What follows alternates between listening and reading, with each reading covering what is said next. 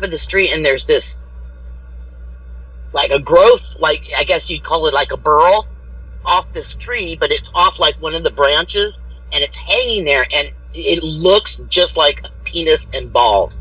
I mean, like the coloring, the gnarliness, and I took a picture of it. A couple pictures of it. People just freak out when they see it. They just go, "What the heck? It's a tree! It's part of a tree."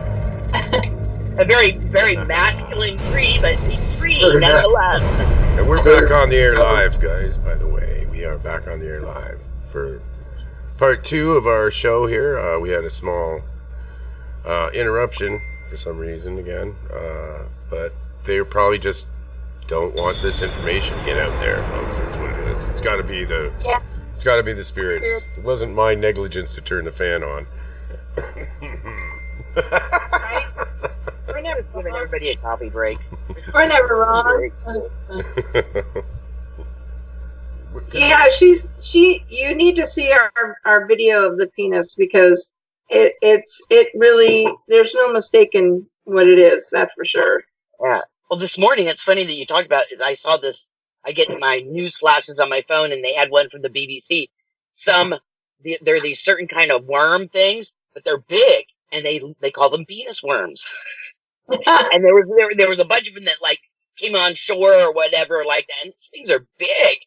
I'm thinking, okay, penis ones. I like what animal penis? Because if a man had one that big, he'd have no blood in his body.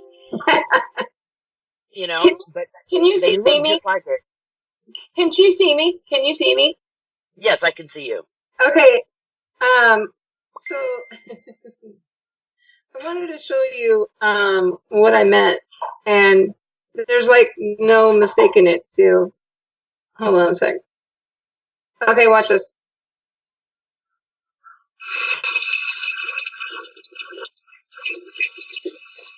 Right there.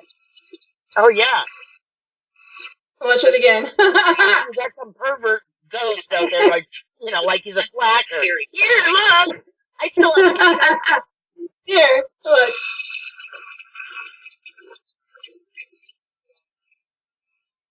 Like hard my penis. Yeah. Oh my gosh. I think I passed out at a party and woke up with one of those in my face one time, Like, what the fuck? You just hate that. That's not actually happening. I had a headache and I was sitting there with my eyes closed and I felt like somebody was standing in front of me and I opened my eyes and there was this guy that decided to show me his penis. I said, "Well, thank you for sharing. Now put that thing back before I cut it off." I have a migraine. I don't, it's like, what? Oh my gosh. That's funny. Pardon me, can I show you my penis? I mean, at least ask. Yeah, it was captured in a brothel, and there was only one person down in the hall, and that was Kent. He was checking on our lights and cameras, and he was walking down the end of the hall. There was only one light source, so our DVR camera caught it. So yeah, I don't think you're gonna have a piece of dust that looks like a penis.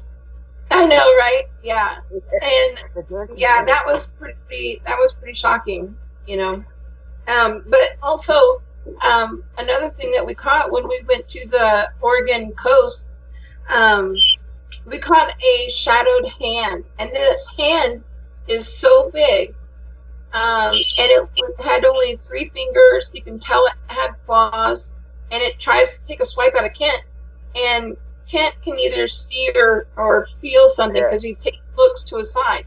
But Mike, I want to show you this this video clip. Watch this. Watch, Mike. As you can see, see that shadow? It's on the right side.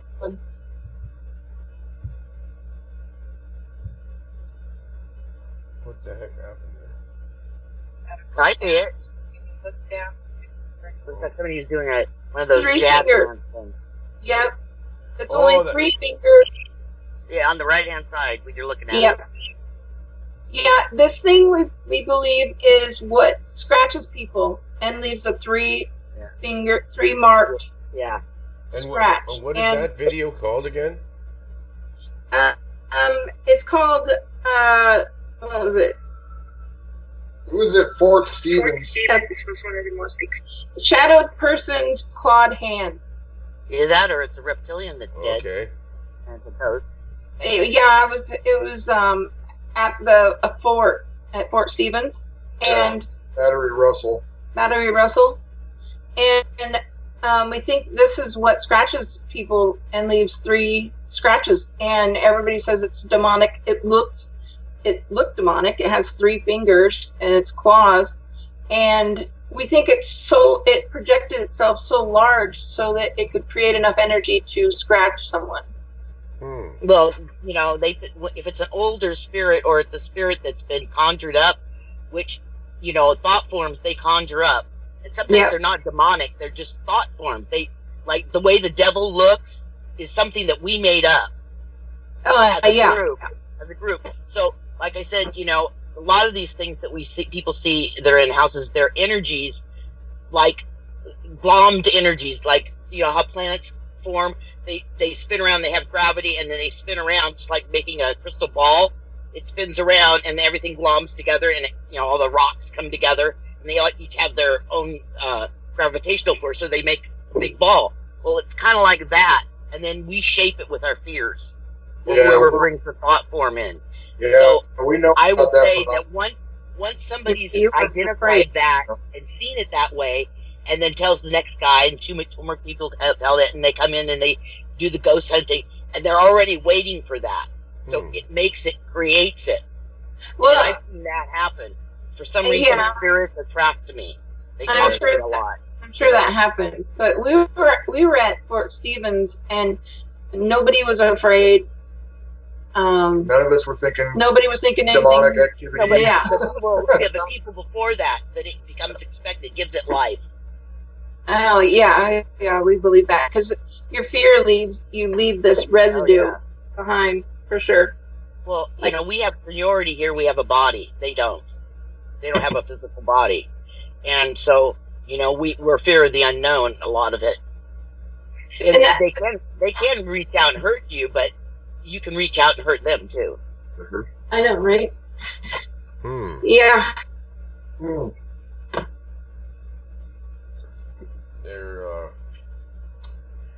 Their videos are actually really good. Kent, you do a great job editing, and I don't know how you guys come up with your sites and where you go, but it seems like you're capturing some actual activity there. Well, we get activity in every location we go to. Spirit are everywhere, and it's just if you have the ability to draw them out. And our group is unique because we can tap into all the different spirits all the way to Native American. So whatever's there, be it elemental, Native American, or people that have died throughout the history, we can draw them out like a battery. And I think most paranormal groups only tap into the recent dead. And like a lot of Native American spirits, they didn't trust white men. So most of the native spirits that are seen won't communicate with other people that are non-native. And so I think our group is unique because we can tap into that history, and the Native Americans feel comfortable enough to communicate with us too. And then if there's elementals there, then we have that earth energy, that they're familiar with. So, they feel relaxed enough to reveal themselves to us. Yeah, I've had a few things reveal themselves to me too, like those big orbs basketball-sized orbs that float up to you, and they're different colors. And people are seeing them here around the lake, Lake Erie. I have people those too. Yeah, I live in Northern California, Sonoma County. So I have a field behind me. There's a Native American burial ground there. I see them back there all the time. Yeah, I saw an orb that was like it was so big. It was bigger than a basketball, and it was Yeah. dripping like fire. Uh-oh. Never seen that before, and so I was pretty shocked when I saw that. That Tanya saw that during, I don't know if you saw in the Elementals video where you see the large eyes come up out of the ground. Yeah, we call them Earth Yeah, Guardians. I've seen giant that. Earth Guardians. Yeah. That's a pretty you need to creepy watch one, that. yeah. Yeah, that was pretty insane. But that walking path up in Sandpoint, Idaho, was just constructed. They had just done a bypass highway, and they had dug through original earthworks from back when the natives were there and used to camp on the shore. And they actually, the project got shut down, the highway project, because they were finding artifacts. And Yeah. when they finished the highway, that's when Tanya and I decided to go down alongside this walking path that they built alongside the highway and alongside the water. There's a backwater tributary that runs right there. And when we went walking out there, was it the first or the second time we went First, out there? it was the first time. First time. And I was fiddling with cameras and stuff. And Unpacking the car. yeah, and Tanya spins around and says, I just saw a burning basketball dripping something in the sky. It was, And I said, come on, you got to be kidding me. And she says, nope, I'm dead serious. And it wasn't 20 minutes later, we caught those eyes. We caught that maniacal giggling that slapped the camera and made the camera go. it sounds like a gremlin. Yeah. Yeah. I mean, when I first was watching the evidence from that investigation, and the first time I heard that maniacal giggling, it shot. I mean, I can't explain the feeling it put down my spine. It was Kent's first experience with elementals. Yeah. It freaked me out a little bit. But Yeah. This trail was so unique because Native Americans thought that place was sacred, and it was sacred for a reason. And Oh, yeah. we believe it's because of these elemental beings that lived in that area. I mean, we caught so many different types of elementals. We caught the giant Earth Guardians. We caught the little people. We caught the pipe smoker. The eagle looking. It looked like an eagle, but it. The thing that burst into flight. Yeah, it had the hugest eagle feet. Phoenix, like a phoenix. Yeah. Kind of. You can see that in the Elementals video. And Yeah, you watch we us. had two cameras that caught it. One camera saw it. The full spectrum camera saw something burst into flight, like it was standing on the handrail of the stairs. Yeah. And the gal that used to investigate with us up there, she was walking about 10 feet in front of me, and she was holding an infrared camera. Well, she had pointed the camera at the stairs at the exact same time, and the infrared camera saw nothing, but it heard the flapping sound. Yeah. The full spectrum camera that I was holding also heard it, but it saw it. And something big in the top left-hand corner of the screen, you see something burst into flight. And amazing. I mean, it was almost physical sounding. If you ever get a chance, go to Kauai, talk about elementals, and there's been seen several times. In fact, when I was there last time, my girlfriend saw it. I saw the tail end of it. It was like a pterodactyl. Yeah. Flying in the sky, and I saw it farther away, and she got a picture of it. And it was seen there. Now it was actually like I was thinking that. Wow, pterodactyl. Yeah, I've heard that. Where people seen that. Yeah. I mean, that's where we think that there's like a rip in another dimension, and they just somehow, found that and get through. The island of Kauai is the only island of all of them. It's the oldest one. It's actually the top of a mountain. It's sunk, and it's the third. Which what they consider, even the flag for that island. It's the third eye of one of the third eyes of the planet, and it's, according to the Hawaiian legend, it's the one that holds the magic. And there's a lot of elemental. There's what we call them sky giants.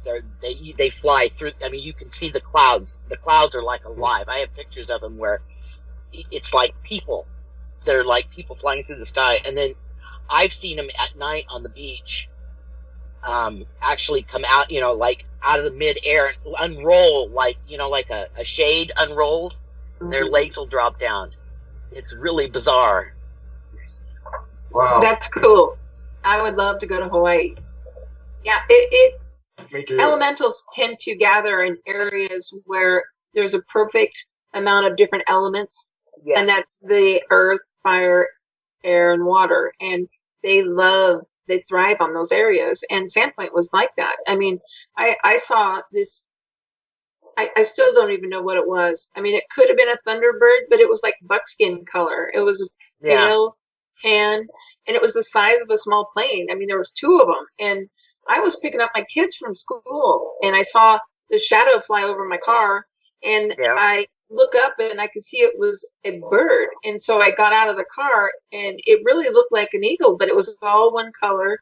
And two of them, they were, I could see their wings were flapping, and I saw that there was movement in the wing, individual feathers, and this place was so unique because they had wildlife. We had mountain lions and moose would come into town, and black bear. And when we went to go investigate this trail, we caught the little gremlin, creature, little people, on our video, and it was messing with our camera, and it actually was laughing because it was distorting our camera. Oh yeah. So Ken and I went back again because we know what they like, what attracts them, and so we put these objects on the ground so that we can invite them to come back and get more evidence of these creatures. And Kent puts this items on the ground, and he walks away to the camera, and these giant eyes come out of the ground to look at what he put down. There's two separate ones. They both come up and look down, and they were the size of his head. They were so big.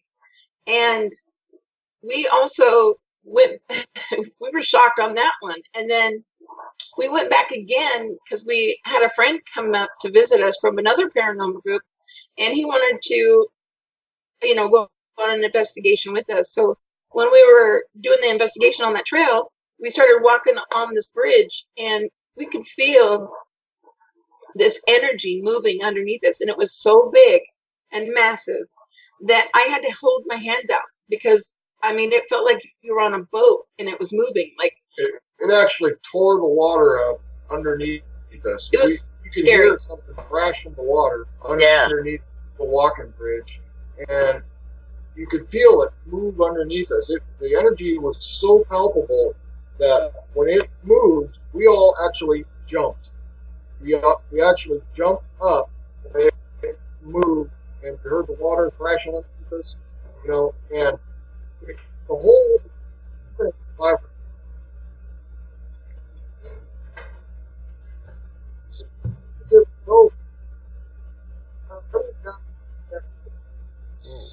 going on there? I don't know. It just got all weird. It's kind of. There it is. Okay. Anyways, that something just stopped you from talking there, and you just went silent again for about. Well, that whole sentence was on. we got a bunch of feedback on our end. We thought something was making noise on your end. But anyways, to finish that story, Kent looked under the bridge. I went down to look under that bridge to see what was tearing the water up, and there was nothing down there. And in the water down there was only maybe 2 feet deep, and there was no fish, there was no birds, there was no animals, there was nothing there. And this has happened to us twice on that same bridge. And the second time, it happened like almost on command. Our friend that came up to investigate with us, we told him about the experience we had on the bridge, and he said, "I want to experience that." And we were saying out loud, last time we were here, we had this happen. Can you do it again? And it did. You can hear it sounded like a whale under this tiny. It was just thrashing around, and we looked to see what it was, and there was nothing. And we continued walking down the trail, and Kent he sighted the first black shadow person that we ever saw. Oh. And we were talking to our friend when we were done investigating at the end of the trail, and we were coming back, we showed him where we saw the elemental and our experience. And when we were coming back, I was talking to our friend, and Kent goes, "Who's that?" And he looks down the trail, and on that bridge, the bridge was lit up. It sounds like somebody's rummaging around. Okay. Yeah. And anyway, Kent goes, "Who's that?" And on that little bridge, it had lights on there. And he said he saw this thing that was standing on the side of the bridge. Well, it looked like on the trail. I thought it was a stump. Yeah. At first, it was like low to the ground. And I saw this thing. It was blacker than black. And I saw it rise up. And then all of a sudden, there's a person standing there. And I went, "Who's on the trail?" Now, granted, it's like 2:30 in the morning in a town where they roll up the streets at 10 o'clock. Okay, there's nobody out. And I pointed up the trail, and I said, "What is that?" And Tanya and our friend spun around just in time to see it start walking. Well, its legs were apart, and it was standing in the center of the trail, right before the little bridge. How weird. So the light was behind it, and it was It blacker blocked than out the black. light. Blacker than black, and it had no arms. No arms. And it was Yep. its legs were so thin. I thought it was a girl. I've And seen pictures of that thing. oh The yeah, Native American thing. Yeah, yeah. Well, Native Americans used to gather in that area. that And very site. it No, it I've was seen safe. videos of it. I've seen videos of that thing. A couple It- people it have caught was- it in their backyard. This place is sacred to the local Native Americans until disease came, and they ended up leaving, saying that the land was cursed. So they left, and then the town was built on that site. And I don't know why they moved the town from there over onto this canal, across the canal, and to where it is now. But we found, when they were building the bypass, we found evidence of Chinese workers and brothels. And I mean, the history on that place, so there has to be some type of energy for these elementals to just thrive there. There was so many different kinds. When we were investigating the very first time, there was a huge rock that was thrown into the water from the overpass. I mean, it had to have come over our head. And Yeah. it's the overpass, a wall of grass, and then the path and water. I mean, there's no room for anybody to hide. There's no bushes. There's no, high grass. It's very short. And this thing made such a heavy sound. It sounded like a 500-pound boulder hit the water right next to us. It did this. Yeah. I mean, it was so deep and loud, and it freaked us all out. And my daughter even walked backwards so that she could watch our back because it was like trying to push us out of there, because it would sound right next to us. And then it was behind us, like it was trying to hurry us along that trail. And then we'd move up the trail a couple hundred feet, and then another rock splash. We don't even know if it was an actual rock. It just made a sound It like it just was like a made a rock. sound. I mean, we saw the water move. Yeah. We've seen the water move, but we never saw a rock get thrown or anything. Just this No. huge splash in the water, and it was like corralling us up the trail, like trying to get us out of there. That splash happened 4 times? Yes. 4 times, and every time the splash would happen, we would literally move further up the trail, and as each splash happened, our anxiety would grow. Yeah. Oh my God. Oh, yeah. It could have even been something that was in the water that came up and then down real quick, but the energy of it to create that much sound, it was just terrible. I mean, we've had instances where I took my kids on the trail before all this happened, and we were getting hit with these little pebbles. I mean, That's right, Kitty saw a shadow running around up there. a hooded figure. That It was that a sounds hooded like figure. Bigfoot. Yeah, that's what I Well, was going to say. The hooded figure, there's not enough room for a Bigfoot, although we did find a big tree that was embedded in the ground with the roots up. We did see 2 of those there. Down, Oh, down gosh. On the beach. line. Yeah. Sandpoint had like 10,000 people in the population. It was really small, and it was in a valley, and you could see Montana, Canada, Washington. Yeah. I mean, it is beautiful. It's in the Panhandle. And there's tons of Bigfoot sightings up there too. Yeah, we have them up here because I live in the redwoods. Oh yeah, that's someplace we need to go. Oh yes, redwoods. Oh Yeah. my gosh. Yeah, I live in Sonoma County. Yeah, that's awesome. That's only about 4 or 5 hours from us. Yeah, it's not very far. Ah, Yeah. well, we'll I be live- knocking on your door. I live. Yep. I live on the Russian. I live near the Russian River. Oh, okay. I I know that. live in a little town called Windsor, but I was born in a town called Hillsburg. It's where they have all the wineries and stuff. Oh yeah. I'm familiar with that area. Yeah, and then in Guerneville, which is from my house, is maybe 15 minutes. Is where they have Armstrong Woods, where they did part of Star Wars. With the little furry guys. Oh yeah. Yeah, it's now you want to feel some spirit, some land spirits there. I mean, some elementals going that for us. It could be bright, sunny day because they're all old growth, and the ferns in there are taller than I am. Wow. They're 5 or 6. It looks like a whole other world. You expect big, like troll guys or whatever to come out. A lot of static or whatever that is. Hi. Yeah. You're whatever you're doing. I can't understand. I can't Because hear. it's creating There you are. feedback. I don't know what you're doing. I'm not doing anything. I'm not Is that Can you moving. hear us now? Yeah. Yeah, kind of off and on. Yeah, That's now I probably can just hear you. Yeah. That was Probably that right. was loud and violent on our end. Really? Yeah. That was strange over yeah. here, just getting chopped That- in and out. That set of woods there's right next to Bohemian Grove, where all they have that thing where all the leaders of the world come and play their Ooh. little weird games in there. It's real private. Nice. Sort of Bohemian Grove. Wow. Well, that's right Yeah. there, Armstrong Woods. About Oh. 15, 20 minutes from my house. You go in there at even during the day. It could be bright, sunny day out, and you walk into those woods, and it is dark. Wow. It is dark. My daughter's friends, they went up there one time, and they thought they were going to do, celebrate 420 up there.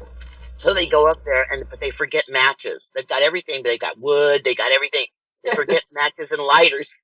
So they all go, except for 2 of them, and all they had was they had one match, and their flashlights, and these little teeny flashlights, and they ran into the trees, knocked themselves out.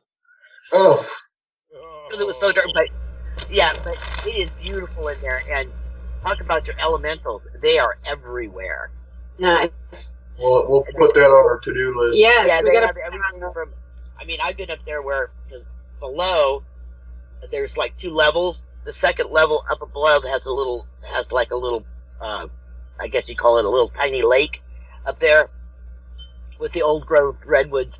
And up there, that's a very sacred place right in there. That's why it's never been cut and stuff. For the Nice. Native Americans there. We'll have to check that out because next spring we plan on going down to Bodie, California, to check out the Bodie ghost town. Yeah. Yeah. Yeah. And my back behind me, I have about a 5-acre parcel behind me. They can't build any houses or anything on it because there's these particular kind of oak trees that the Native American, they're just indigenous to this area, and they would plant them in a circle, and they call them, trees of life, and they all grow up. They're not real tall, but they get really fat, and they intertwine, so it makes like a big ring. There's one in this field that's right behind my house, and Nice. there's aquifers under there.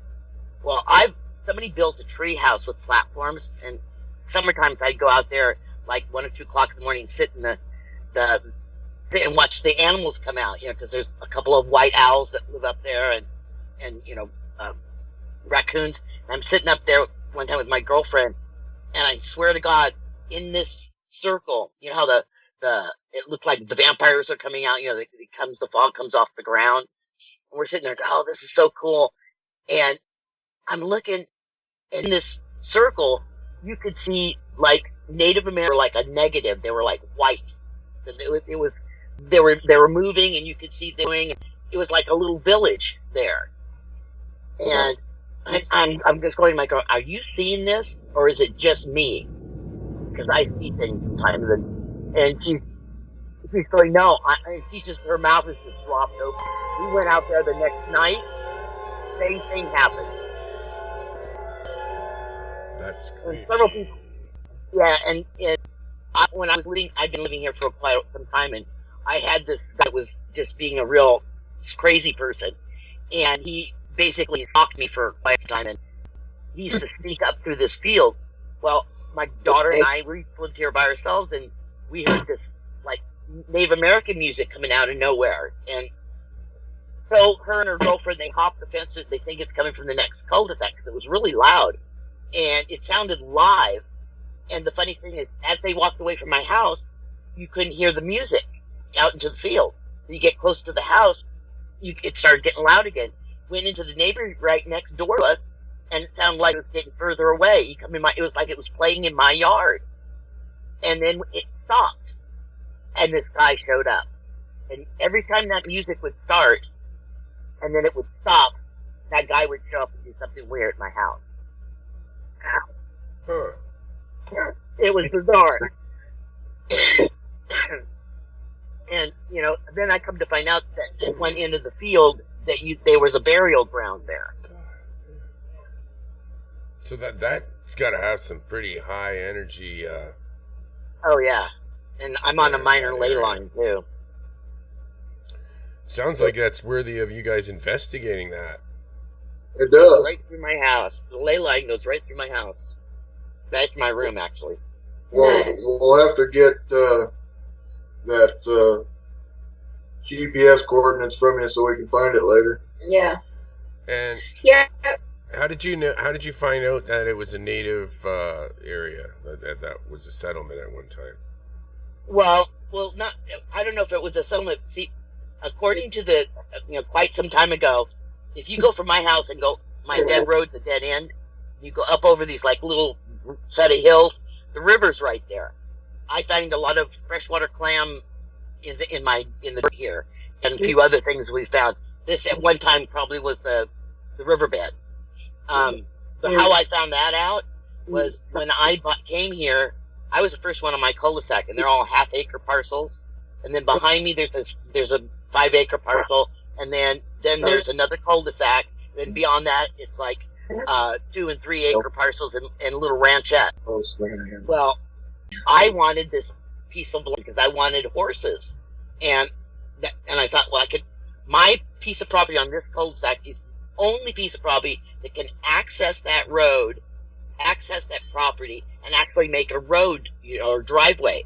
Otherwise, you can't access it. If you build a house, there's not enough width there to build a street. There's no access to it from the main road. I'm the only one, and my house is the only one that's offset, that there's enough room on that one side that I could, so if I bought that piece of property, I could access it. Nobody else can. Everybody keeps buying it, and they keep just paying taxes on it for a while, and then they can't do anything with it. And I tried to buy it from the guy who's got it now, and he's a contractor, and he thinks he's going to wait and, build houses on it, but he can't, because there's these trees of life, and these oak trees, and they're going extinct because there was a disease that came through and killed them, a lot of them. But so they're protected. They can't build on it. But I can, if I got on it, I wouldn't build a house or anything on it. I could build a house on one part of it, which wouldn't disturb that part. But I could extend mine and I could put the horses out there, which would be perfectly fine. And eventually I'll get it. But I've been watching it for 30 years. So I know about this property, and I've seen them there at night. Okay. This tree is definitely doing some weird things behind you guys, eh? Is it? It keeps lighting up, like it's sometimes very bright too. A couple times, really. You get surges. As we were talking, I noticed it several times, and it's usually when I'm looking at it, actually, that it does that. Wow. That surprised me, Mikey. Are you familiar with the now it's SLS? oh my god! It just lit right up. Ow.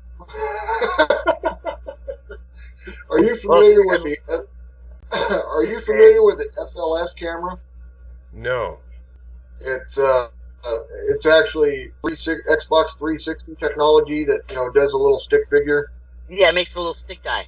Yeah. Oh, Anyways, yeah. we have one of those cameras, and we right here at our home base where we do all of our video work. I was showing this camera to a friend of mine one day, and pointed it at my chair that I always sit in here, and it started to map in a figure that was sitting perfectly in my chair right here at the computer desk. So it doesn't surprise me that the Christmas tree is doing something behind us. I have reverse polarity in my body. That's pretty cool. And I have an extra heartbeat, so I affect electrical things. Oh yeah, I can't wear watches because Neither. I drain the batteries out of the watches. Yep. They either go too fast or too slow, or they just stop. Yeah, that's that that battery I'm telling you about. How for some reason when we go to paranormal, you're location. transmedium like I am. Is that what you call it? I don't know the right name. Imagine this: if spirits wanted to communicate, if somebody wanted to communicate from one dimension to another, like here, we want to talk to somebody, we go into a phone booth, or we get a phone and we call them. Well, Yeah. people that are like that they're usually old souls, or they've had a near-death experience, or mostly they're very their third eye is open quite a bit. It's like sometimes they'll step into you, but I don't let them. They talk to you. They talk to you sometimes in pictures in your head, but Yeah. you're like a beacon. You're like Yeah. a telephone booth. You're like that guy walking down the road, going and his cell phone's out. And he's going, God, they don't have phone booths anymore, but he sees one in the distance. That's what we're like. Yeah. If I walk into a building where there's a lot of history and there's been a lot of things come and gone there, my body will smoke. Mike's seen it. It comes out the tips of my fingers, the top of and it does it other times too, but especially if I go into a building where there's a lot of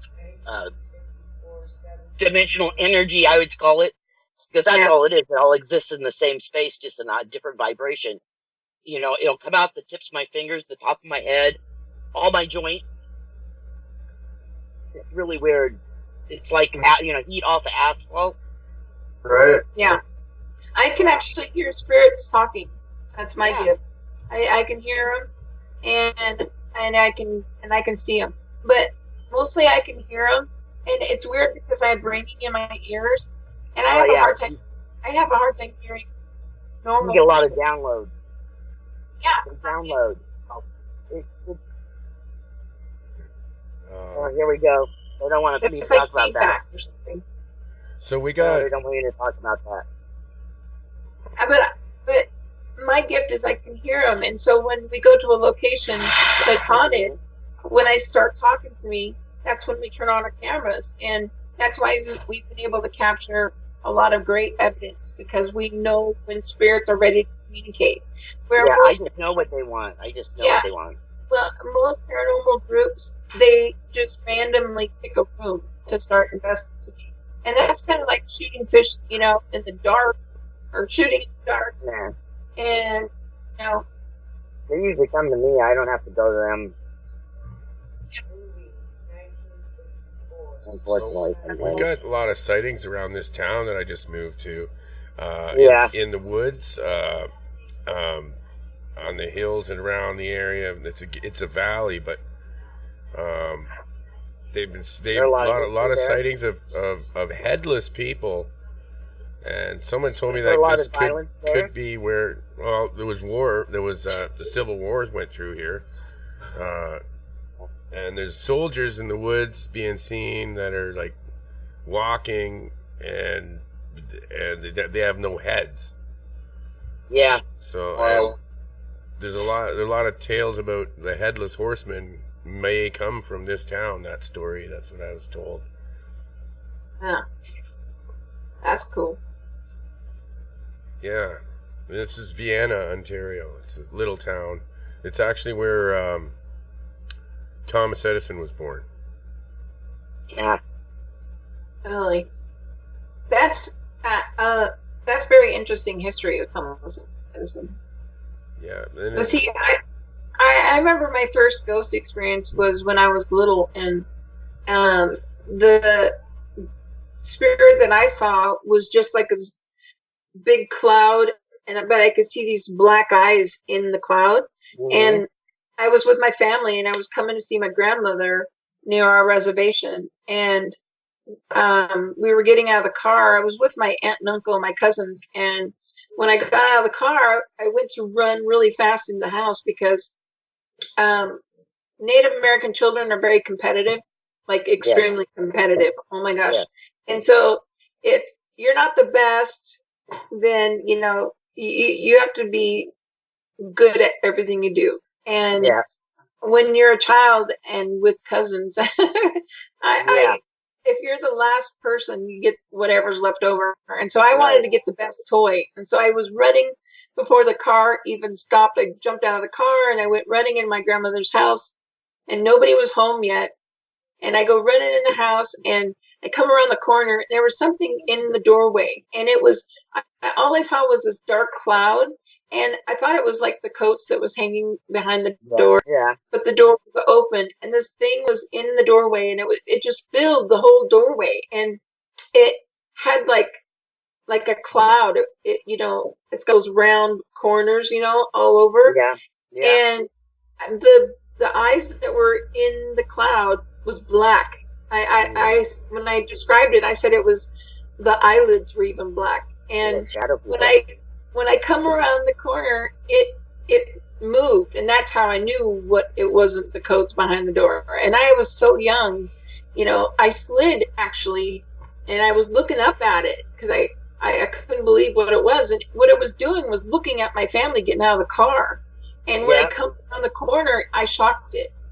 And I don't remember anything after that. I blacked out. I was so scared. And my mom finally showed up, and they said I was screaming. Like, I couldn't stop screaming. And it freaked everybody out because my grandmother, she used to tell everybody that she would feel like it was somebody was trying to push her down those stairs. Yeah. And my grandmother also could see spirits. And so it freaked everybody out because I was the second person to say that. And because my mom said she never seen anything or never heard anything in that house. And so they called the medicine man, and he came and put ashes on everybody to protect us. And ever since then, I've always, I could never be alone because I'd always see spirits, and I could hear them. Even now, I have to keep the TV on or listen to music because I'm constantly being, you know, having spirits trying to communicate with me. And what's worse is they're in my shower. What's really bad? I'm taking a shower. They're asking. Oh no! What? You can't go in the shower. Yeah. I know. They're asking me for help. And I'm like, I have some time. I mean, you guys are trying to communicate with me every day, all night. Just say, you know, hang out. You know, we'll spend a little time of. I used to tell them, you know, you stand over there, make your notes, and you know, take one at a time. I used to have this set. It was because in the corner of my room, I swear to God, there's a vortex, and people have seen it. You know, and things go. You'll set something down, and just you'll be sitting there, and you'll set something down, and you turn your head, and you turn back, and it's gone, and it'll show up like in 2 rooms over. It happens a lot in my house, not just to me either. And I swear to God, it was like these Jewish people, and they were playing cards in the corner of my room. And I would see this in my head, and I'd hear their conversation. And one of them, you could smell the cigar he was. Wow. Oops. And it was weird for them. It was like when the vortex kind of like formed. I guess I have a tendency that my energy is kind of weird, and so I used to. I didn't say anything to anybody, and I had a psychic person come in. She says, "You know, you have a set of Jewish people. They're like two old men and two old women. They're playing cards and they're watching everything that happens in your room. And I'm like, my mouth just dropped open. I've been thinking that, and I'm like, this is when I first like opened up and I went, okay.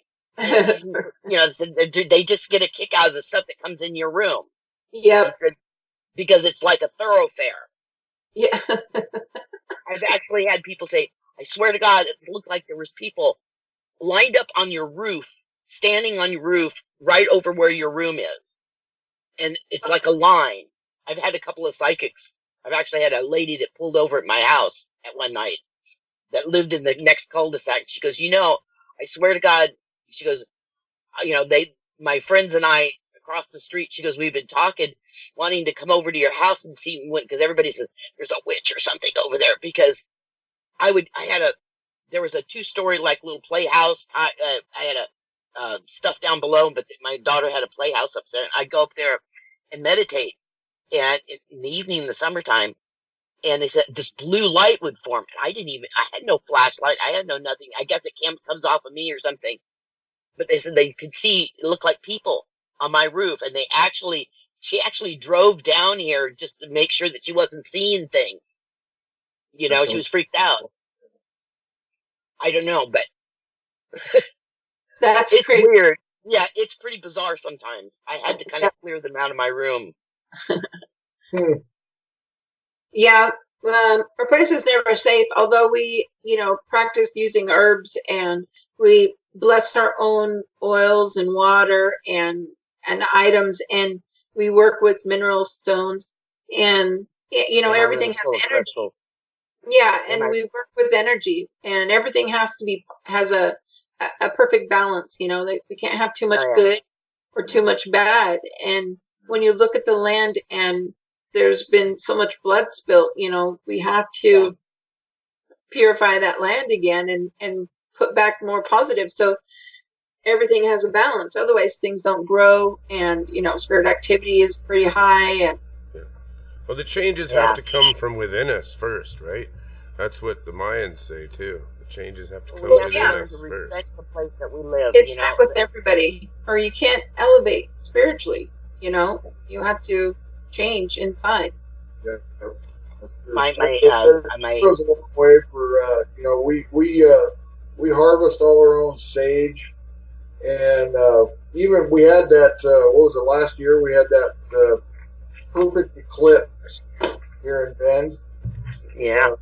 We had that totality, and right at the last minute, Tanya and I decided to go into the area of totality. Everybody was headed up to the town, up to Madras, but Madras was just going to be a huge shit show, hippies and all kinds of. We had people showing up for the eclipse, so we went to the next town over, John Day, and watched the eclipse. And I tell you, it was moving. But the idea we had during this eclipse, because we wanted to capture the energy of this eclipse, was we put out, we got water and put them all in jars, and Tanya blessed it all and did everything she's supposed to do. And we sat all these jars of water out on the hood of the car. And our crystals. And our crystals and our stones and everything, and put them out on the hood of the car as the eclipse passed over. And all these items drew in that energy. And we're holding on to all those items just in case of a paranormal emergency, if you will. Yeah. To where we need to have. I cut stones and make cabochons and stuff, and I have crystal ball collection. I have rocks everywhere. They really work. I mean, they do. They like we were showing, we actually caught an evil entity and contained it in the vessel, and we buried it like 5 years ago. And every year we go back and check this location to make sure it's undisturbed. And we invited spirits to protect it, and called on angels. And if you ever want to protect your property, you take a jar. They call it a witch's jar. Basically, what it does is you put sharp rocks and nails and things in it and stuff, and you actually put it in the jar, and then you bury it. It keeps the spirits out. It keeps a perimeter for you. Another thing they didn't want me to say. Yeah. We're at the bottom of the hour again. Does your cassette Well, mechanism I actually, make whenever we hear that terrible feedback, sound we can like hear this when spirits you open talking it? from our end. I just caught two voices. Well, Yeah, we got what something you better said. for you. Wow. We got cushion The other one eject said- today. We could get Yes. some funny sounds like that when it pops out. It will be slow and Every smooth. time that happens, Cushion eject because we kept is the thinking that was best feedback, and it was- in ejection mechanisms for any tape cassette. And we can install cushion eject today. You just call KTEL. More cushion for the pushing, baby. Yeah. More cushions for the pushing with cushion eject. All right.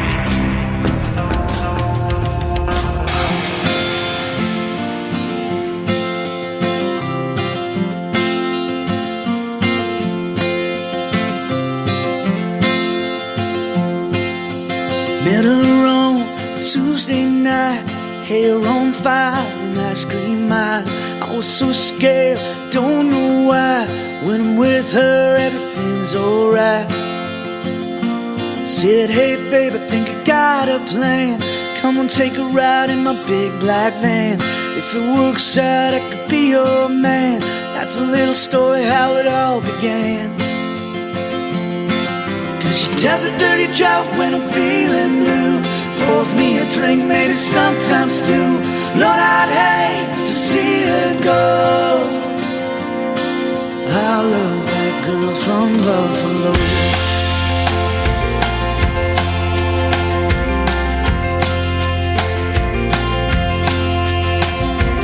Showed her off to everyone that I knew. Take a little look at what this boy can do. Said if you can, gonna make her my wife.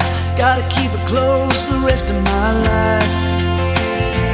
Bought a diamond ring with the little I had. Didn't tell no one but my mom and dad. Climbed up a mountain, got down on one knee. Said, pretty baby, would you marry me? 'Cause she tells a dirty joke when I'm feeling blue. Pours me a drink, maybe sometimes two. Lord, I'd hate to see her go.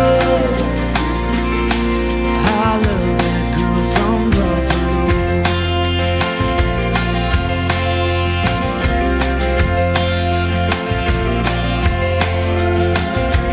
Married that girl on a perfect day. Not a drop of rain, a shade of gray. Fast asleep, but now I'm awake. Gotta keep her close, whatever it takes. If there's a day when you don't want me, I can't show you the woman I see. One little thing, honey, you should know. I love that girl from Buffalo. 'Cause she tells a dirty joke when I'm feeling blue. Pours me a drink, maybe sometimes two. Lord, I'd hate to see her go. I love that girl from Buffalo.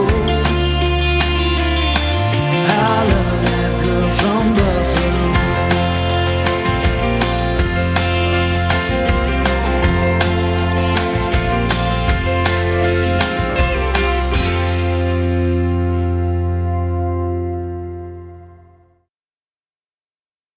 And the antenna's broken, and there's a white feather on there. Nice. And I look up on top of my house and see this bird, this white owl, come over and fly and land sat on my top of my garage, my house. It now lives out in the field behind me. Oh my gosh. I would love that. Because I make prayer fans. I have all kinds of feathers. I have chickens. Oh my gosh. I love predator feathers. And I wash them and I repurpose them and make prayer ceremony. I have an owl's foot. Oh yeah, I do too. I got an eagle one too. I have an eagle. I have feathers. I've had feathers drop out of the sky. Yep. For me. Yeah. Yep. Me too. She's got a massive predatory bird Collection. feather collection. Yeah, feather and bird collection. I received an entire eagle. I got a whole eagle. Oh, cool. Yep. Everybody in my family gets a whole eagle from the Fish and Game. Yeah. which is far cool. Yeah, every tribe member, they save the eagles for the Native Americans, and because we use them for our ceremonies, and so we're lucky. Takes 2 years to get one. Yeah, you got to keep your weight though. But how do they taste, though? Huh? Well, Really? You do eat the eagles, don't you? No, they're sacred. No. No. I'm joking. I'm joking. No. Oh man. We don't even, like, when you use an animal and you know you use what you need, and then you give back and put it back into the earth, and it's that circle of life. And just don't kill it just because we want a hoof off. Okay, well, how do they get the eagles? We never kill an animal for the feather or their skin or fur. But with the eagle's buried in the ground, and that's because that positive energy is absorbed into the ground, and it's so sacred. We don't put it out on the earth like a carcass. This is what we put in the ground. And Kent was filming me when I was thinking that, doing the ceremony with thanking the eagle. Well, slow down. Tanya had harvested everything from this eagle that we could use, and everything that we could use, we had to return to the earth. So we went way out into the wilds, and we had our own little ceremony to return what was left of the eagle to the earth. And I dug a hole, and we were going to bury it, and I had the cameras running. And just as Tanya was putting the bird in the hole, I caught 2 extremely bright light anomalies, and this was in right as the sun was getting ready to set, but it was still day. And these 2 anomalies circle Tanya's head and go into the hole, right as she is saying her last words in the prayer. Yeah, we got it on camera. And I was actually putting 2 eagles in the ground, mine and my daughter's, and so how catch 2 orbs. How do they get the eagles? Are they like died natural causes, or? It died natural causes, or struck by lightning, or hit by a train, or truck or something. Or something. Yeah. That's how I got the claw from the owl. Somebody had hit it with a car, and somebody brought it to me. And it was weird that day. I was like, I have a lot of bird stuff, and I said, it'd be cool to have like a claw or something of a raptor of some sort, but I wouldn't want to kill it or anything. And then all of a sudden, this friend of mine came over with some guy that she was with, and she says, the guy goes, I see you like birds, and he goes, just wait a minute. He comes back from his car, and he says, somebody hit this the other day, and I cut it off. He says, I don't know why, but I cut the feet off of it. Here's one of them. Just out of the blue. Well, you were asking spirit for, this item. Asking you shall receive. Asking you shall receive. Mm-hmm. Yeah. Well, I was studying. It's like I had invisible teachers, all kinds of different ways of thinking from all over the world. Different ways. And then you overlay them, and the truths of all of them are all the same. So, but I was like learning about it. It was something that I was doing to keep myself focused at the time. I was going through a rough time, and I was reading about different Native American things and the power of animals. I was making wands and staffs because I'm an artist at the time, and I was trying to make some money. So interesting. I was studying the energies.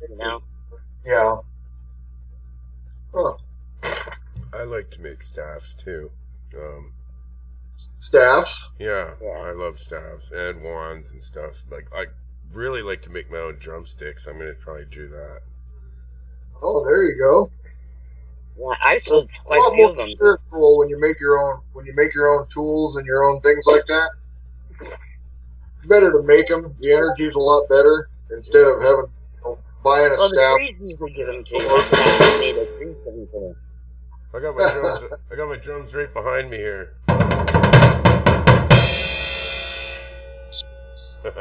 Nice. Drive away the evil spirits.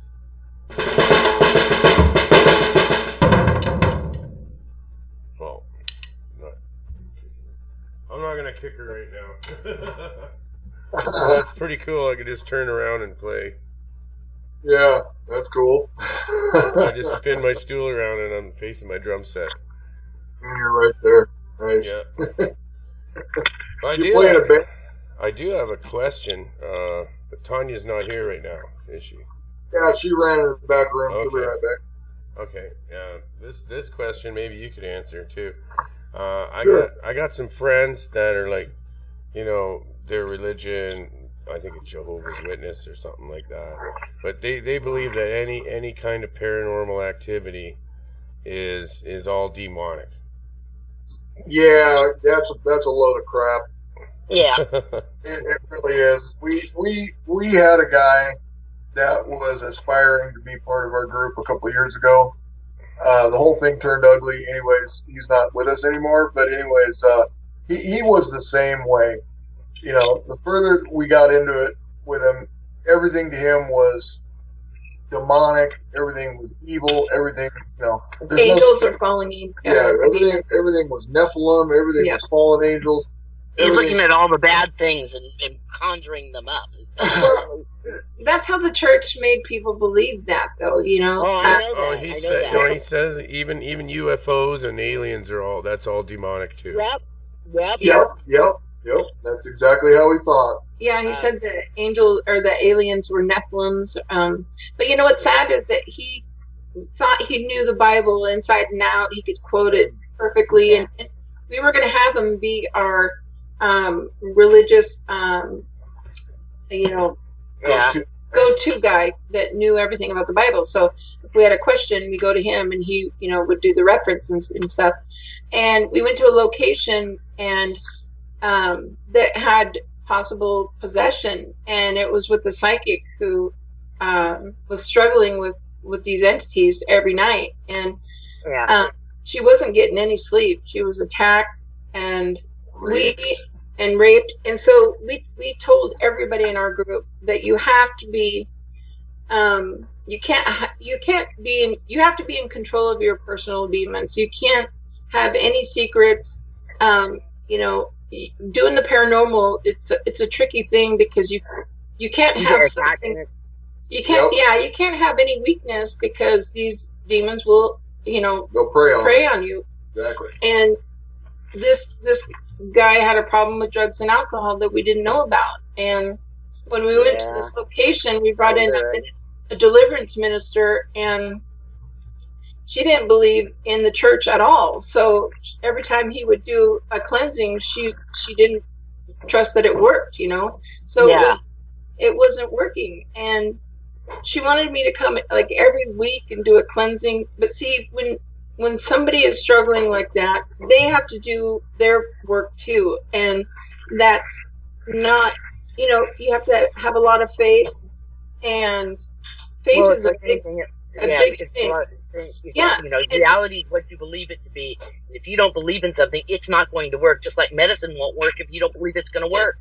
Yes, and she wouldn't believe anything that anybody did except for me, and she wanted me there all the time. And I told her, you have to do your part too, and that's you have to work your own personal demons out. You have to work on yourself. And demons only come after people that are either weak, sick, or they have some sort of negativity about them themselves. And that's what they go for. Yeah, I mean, they thrive on that. They may affect you. They'd have to be I would say they're a true demon, one that's got full power. But really, in this world, just like anything else, we can't translate into another dimension. We don't have bodies there. We can communicate with them. We could, they could perhaps see us. But as far as, having seniority, we have seniority. They don't have a body. Yeah. And if they can get your mind to believe something else, we're creating this world as we go along. What we believe we see in mass, the 100th monkey effect of enough of us believe it looks like that, and that's what gets created. Yeah. We're making this reality as we go along. So, if we don't believe in them, we don't give them strength. Yeah, well, what's sad about this is that the guy that was our team member, he started doing things that, like the beginning of our group, when he started coming into our group, he was like, I cannot communicate with spirits. It's against my religion. The first investigation we did at his place, he stood in front of the camera and started talking to spirits.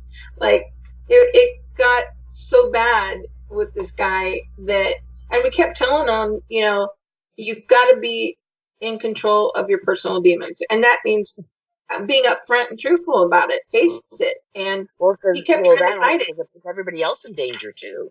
It did. And we even told him he couldn't do any more investigations with us because he was our weakest link. And, investigating or communicating with spirits is a very serious thing because people don't realize how dangerous it can be. And we ended up... it's like working with spirit boards. Yeah. You don't know what they're calling in. They can say whatever they want. It's like here. There are good people and there are bad people. Now, not all good people are all good and all bad people aren't all bad. And then there are the real people that are sick. They're really messed up in the head, like serial killers and there's so many. And they translate into that spirit world too. If they go out of this world, a shard of them at least stays within that world, and they make an imprint here. Yeah. That evil, that depth of negativity, just like if something really super good happens at a spot, it'll do the same thing. It'll have that good energy. You ever go into a place and no matter how much you go, no matter what's going on around this place, this one spot, there's a Hindu temple in Hawaii that's like that. You walk onto that, there could be chaos going all around a hurricane. You walk into that spot and it's like you just go, you see everybody's energy just la, la, la, la, la, la. And I love going there. I could just sit there all day. Yeah, we ended up losing this guy completely to evil, which was really sad. And, he wanted full control of our group and our evidence because he wanted to become an evangelist. And it was sad because he was missing the rungs on the ladder to become a spiritual person. And we didn't want to contribute to that. We felt like he wasn't doing it the proper way. And he was only wanting to do that for money and power and it's sad though because people don't realize how serious this is. When they have, especially like when you have a gift too, you don't want to exploit that and make money. Well, it's an exchange of energy. Everything you do is an exchange of energy. It like say I do a reading for you, but there's an exchange. So but what happened? It's an agreement, but you just don't do that to take people's power. So what happened to this guy then? In the end, do you know how he ended up? Well, the last time we saw him, he was strung out on cocaine, and he was back drinking again, and he was out being a flim-flam man, scamming people, and just went completely off the deep end. Yeah, and to the dark side, which shocked us. I mean, we felt bad. When we first met this guy, we were excited because he was like righteous, ambitious, had everything. plans. Yeah. I mean, the moment he did investigations with us, it went downhill. Yep. We took him to that one case with that psychic where we knew there was some pretty dark stuff going on, and he got an attachment. And we know it came from that investigation. Yeah. And it just went completely downhill from there. I mean, this guy, he lost his identity. Yeah. It was so weird because he started to dress like me. Yeah. He started to talk like me. Oh my God. Oh, I know exactly what happened to him. Yeah, he wanted to be me, and it was weird. Never seen it before. Yeah. And it shocked us. It's a type of, I call it it's kind of like a parasite. It's not Yeah. quite a human, but it's a parasite, and it's like something that has to live in somebody else's body. It's kind of like pod people. You know what I'm saying? Yeah. It puts it takes his personality, his soul, and sets it to the side. It kind of like puts it to sleep.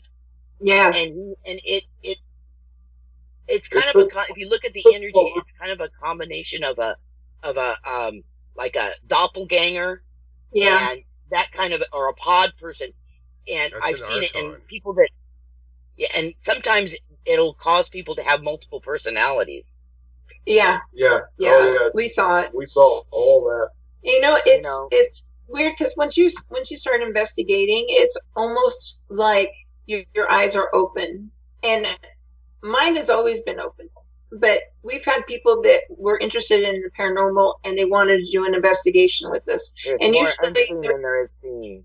yeah, and usually they're under our protection, and we show them how to protect themselves.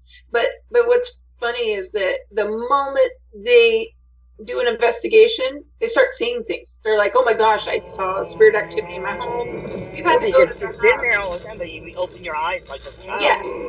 Has no Yes. governor on it. He just sees the world, and our eyes only see the reflections of things. We see very, very small spectrum of light, so we actually are blind to even what we Yes. do see.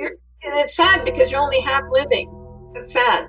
Well, we only see the reflections of alpha things. Like, we don't actually see the thing; we see the light reflected off of it.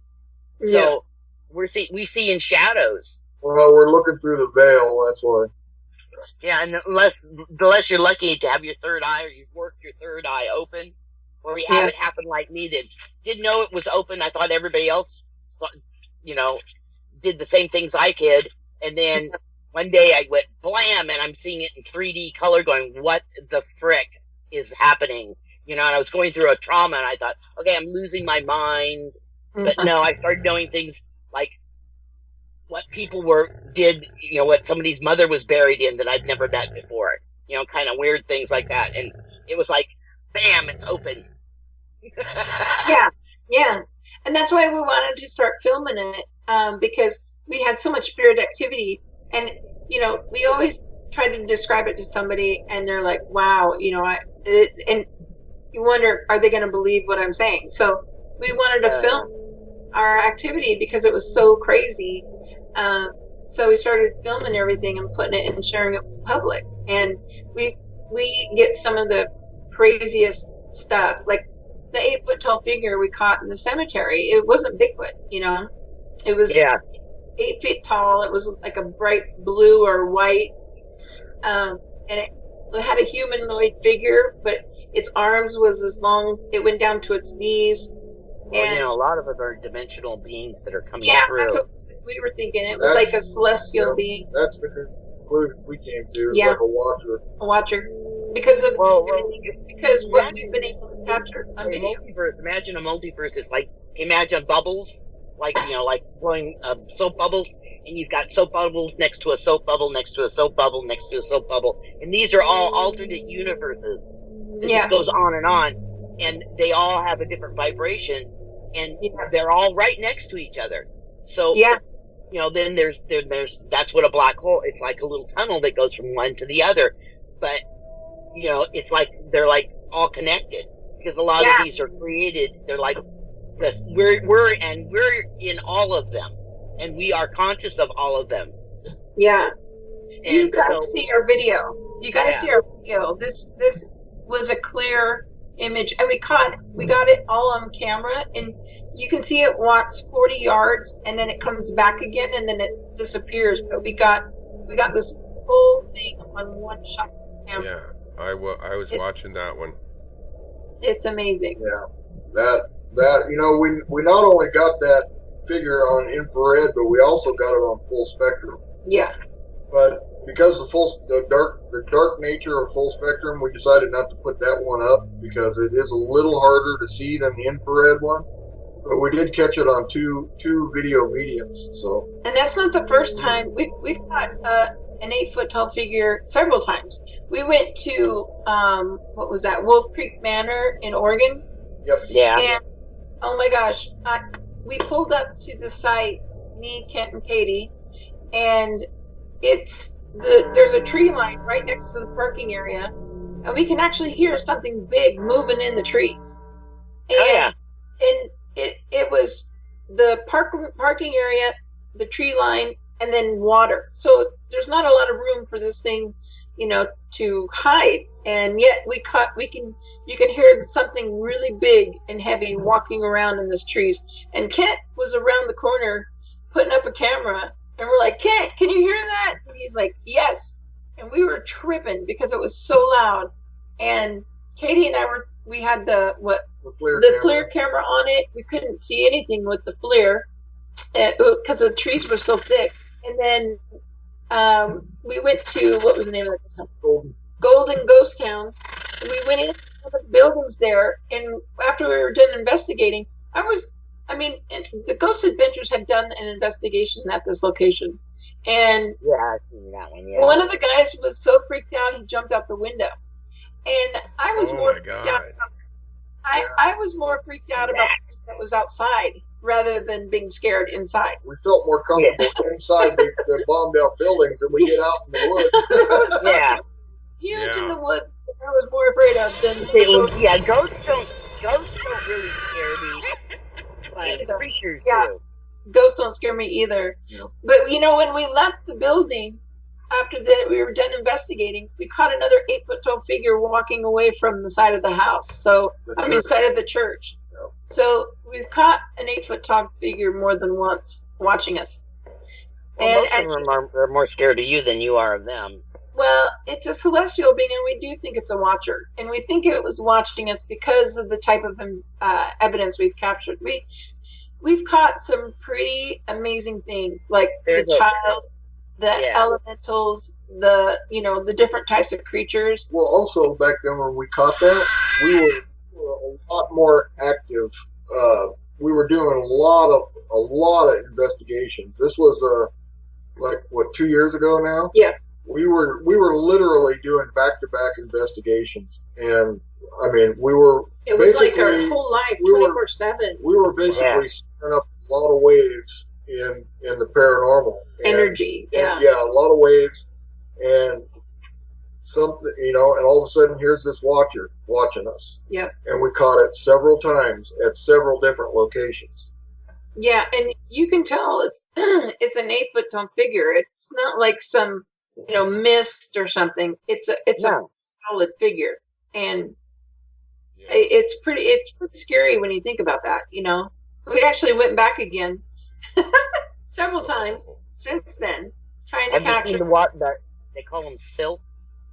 Yeah, white. And they've got really long fingers, and they wear these little. They're like twins. They're like attached to each other, and they come in pairs, and they're, like a bishop or a pope has a little hat, and a little pill box. They wear those, and they are the trippiest beings. You see them like near the water a lot. They're water beings, but they're white. Yeah, and there's they're like Chinese twins. They're the weirdest things. They come here a lot in my yard. That would be pretty cool to go see. Elementals are what we really love to investigate. We do like home investigations, or I have a lot of housewives. Yeah, we do a lot of cleansings too for people. That's awesome. But elementals are a favorite. We were talking yesterday about those things I saw. They were going through the cedar trees, and they look like fruit. Yeah. They look like fireflies, but it wasn't the season for fireflies, and there was a whole bunch of them, and they were just kind of leading me along. And they brought me through this old cemetery that had this smoke, looked like ground fog, like dripping across the road, and there was none anywhere else except coming off this cemetery. Yeah, Kent and I saw recently. We went to a cemetery when we were in Oregon, and we caught a bunch of those that you're in a cemetery, and it was tripping us out. We're like, did you see that light? Yeah. Look, did you see that light? Kept seeing lights along the ground, all over in the cemetery. Yeah, I love them. There's certain cemeteries out. Like there's one here that's on top of this hill, and you get up there, and there's a valley right there, and when the full moon comes up, it comes up between these two mountains. You sit on this little cemetery, and it's just like a little top of the knoll, and then there's certain ones that have bells on them. Yeah. They also have like little lights. And we used to sit up there, and it's just this little cemetery. It is so bad up there. And when the bells go, you see all these little like because we don't have fireflies or anything. So it's like little elfy guys, but they're like lit on fire. Like they got out of their tails. Like it's like when they go by, you see it's like a spring that comes out like fire. I don't know what they look like. It's all fire. You see we're actually hoping a man and want to go.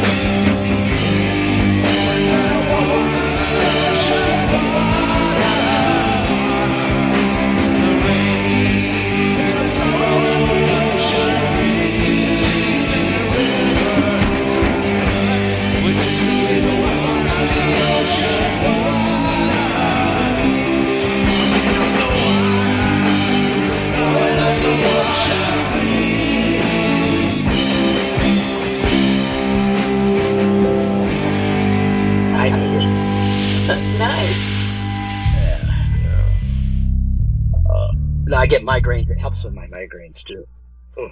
Okay. Oh, good. We're back. Okay.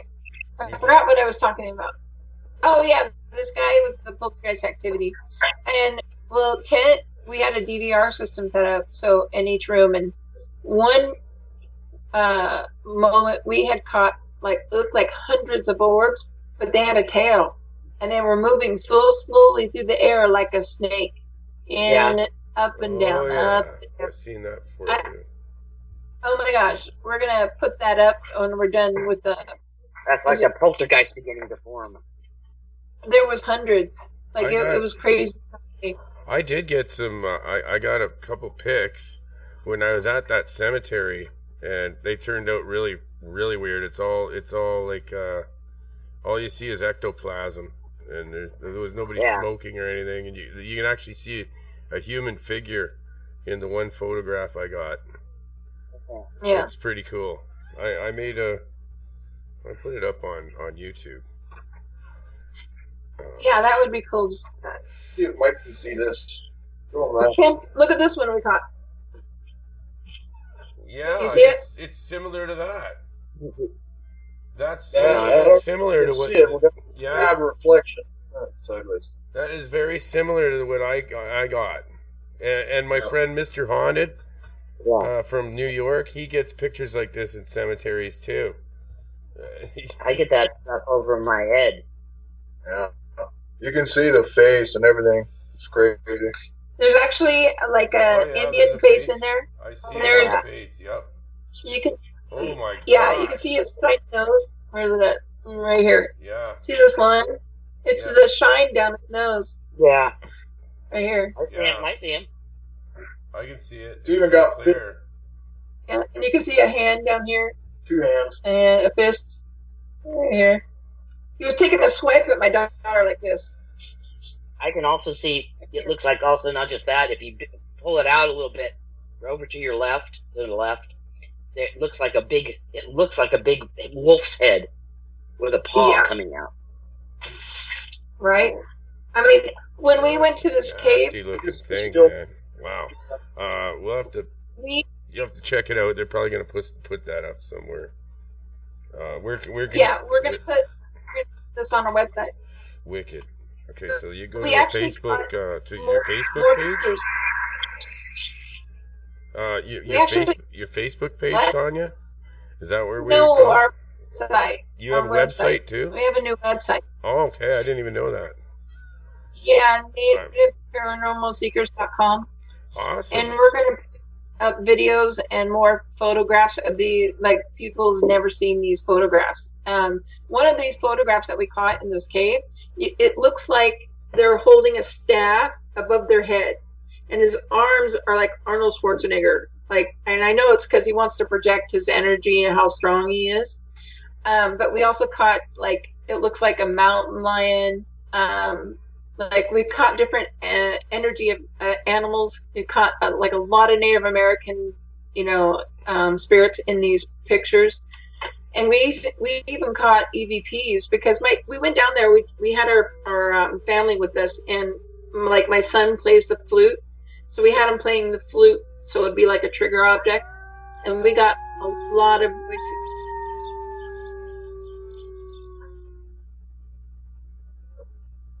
Are you okay? It was pretty amazing. Yeah. But yeah, like I was saying, that we were able to go all the way back to history, to the Native Americans, and they feel comfortable enough to reveal ourselves. And we leave offerings, for these spirits too, and we know how to protect ourselves from evil. And we've had instances where we came across something that was demonic quite a bit, and we even caught something that Kent calls Mr. Ugly, and it's probably 3 feet tall, and its eyes was glowing, and when I caught it on camera, it was blinking so fast that its eyes dilates. It looked like you can see the whites of its eyes. Yeah, it was glowing, and then you see it's like round pupils, and then it dilated to look like a cat or a snake. And it has this weird black marking down its head, and it had pointy ears, but its teeth were like needles. I've never seen anything like it. Yeah, you see the mouth. You actually see this tiny mouth open up. It's full of teeth. It's on that Elementals video. Yeah. It's at the very end, and we call it Mr. Ugly, and it's captured. Tanya had just kind of relaxed her arm with the camera and let the camera go down low. And right as she did that, she caught that thing, literally right behind me. And it's at waist height. And you just kind of see shadows start to fold over. And all of a sudden this thing just comes out of the shadows. And it hangs there for a second. You see its eyes working back and forth. It's shocked. Like it's shocked. Yeah. Like, oh my God, I'm busted. They got me on camera. And then right as that happens, you see this mouth open up, and it just full of teeth, and it goes through my body. Yeah. This thing goes through my body. We've never captured anything like it, where you can see facial features. Yeah. And it's not human. Yeah. Okay? This thing is not human. And we caught an EVP just maybe 2 minutes before we actually caught this Mr. Ugly. And the EVP that we caught, there's a whispery voice that says, believe it or not, a demon's name. A demon's name. And not just any demon, a high-level demon. Yeah. I don't know if I should say it on the air. No. But we think it's... Yeah, we think we're not gonna go watch the video. You'll see it. Yeah, we think it's lower level, but that's the demon it works for. Yeah. Oh my God, I love her pajamas. Is that camouflage? Yeah. That's cute. But yeah, we've caught several demons or something demonic on film, like with the vessel that we captured, the evil entity. It tried to sound like a child right before we were burying it, and we knew it was, trying to work on our sympathy. It was saying, help me, and Kent goes, "You're a deceiver," and then it goes back to saying he was demonic and he belongs in hell. And when we put it in the ground, Mike, when we put this thing in the ground, we heard 3 thuds, boom, boom, boom, like on the ground. You could felt it feel more it. than we heard it. I heard it like way in the back. And we're out in the woods. Out in the middle of nowhere. And we buried it so it'd stay away, be away from people and animals. Yeah. Oh my gosh. The feeling of this thing, it was so loud. And Kent and I... We had activity in the car all the way home. Yeah. If you watch that video... Something followed us home. Something followed us all the way home. And we were asking for protection. And we actually got a voice, an EVP in the car saying, "Michael?" No, it's Matthew. It said Matthew. And I don't know if there's an angel called Matthew. And I know there's nobody in my family named Matthew in my ancestral line, or Kent doesn't either. So no, there's no angel named Matthew. I don't know what a Matthew is, but it was protecting us. There's an apostle named Matthew. Yeah, that's right. Yeah. And I believe that represents a zodiac sign. The apostles, there's 12 of them, so it'd be 12 signs of the zodiac. I think that's what it actually represents. So wow. Actually, there was 13 apostles. Mary was the We first. actually got an EVP when we were worried about spirits following us home. This Matthew gave us one last EVP, and it said, "They're gone."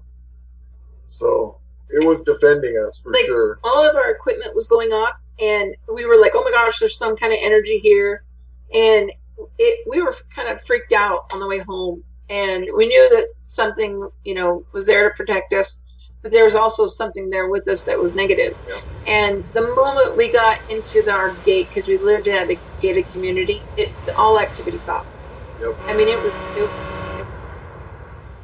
and whoops. we actually go back every year to check to make sure this is undisturbed. And the first year we checked on it, we could see shadows moving in the woods. And then just recently, Kent and I went back to check again, and we actually caught a lighter mist moving that looked like a figure moving through the woods. Trees again. So we do see something positive and negative there too, and yeah, that was pretty interesting that we were able to do that. And that show where they were saying that they were creating these vessels, these intricate vessels to capture a spirit. And you would see the first episode, they blow it up, which was stupid. But it doesn't take much to contain an energy in a vessel. And we were able to do that. And we would never exploit, this entity, or never even think about, using it for personal gain. Never cross our. And that's why we never tell anybody our location where we bury this thing. And the same thing with elementals. We never ever thought to exploit them or use them to. They're very helpful, actually, most of them. So yeah, when this thing came up to me, so basically when I followed those the firefly-looking things past the cemetery, they went to this tree. A hawthorn tree, and they were all going around this hawthorn tree, and I said, "Nature, spirits, reveal yourself," really forcefully, and I slammed my walking staff on the cement or on the pavement, and then the thing did it came straight up to me. One of them went straight up towards me, and then it blew up from a small little orb into a big, huge basketball size orb right in front of me, about 3 feet from me. And it changed color from white to red. That would be amazing to experience that. We heard a story from a miner when we were up in Montana, At the ghost town. We did an investigation at a ghost town way the hell up in the mountains in Montana. It was called what was it called? Garnet Ghost Town. Garnet Ghost Town.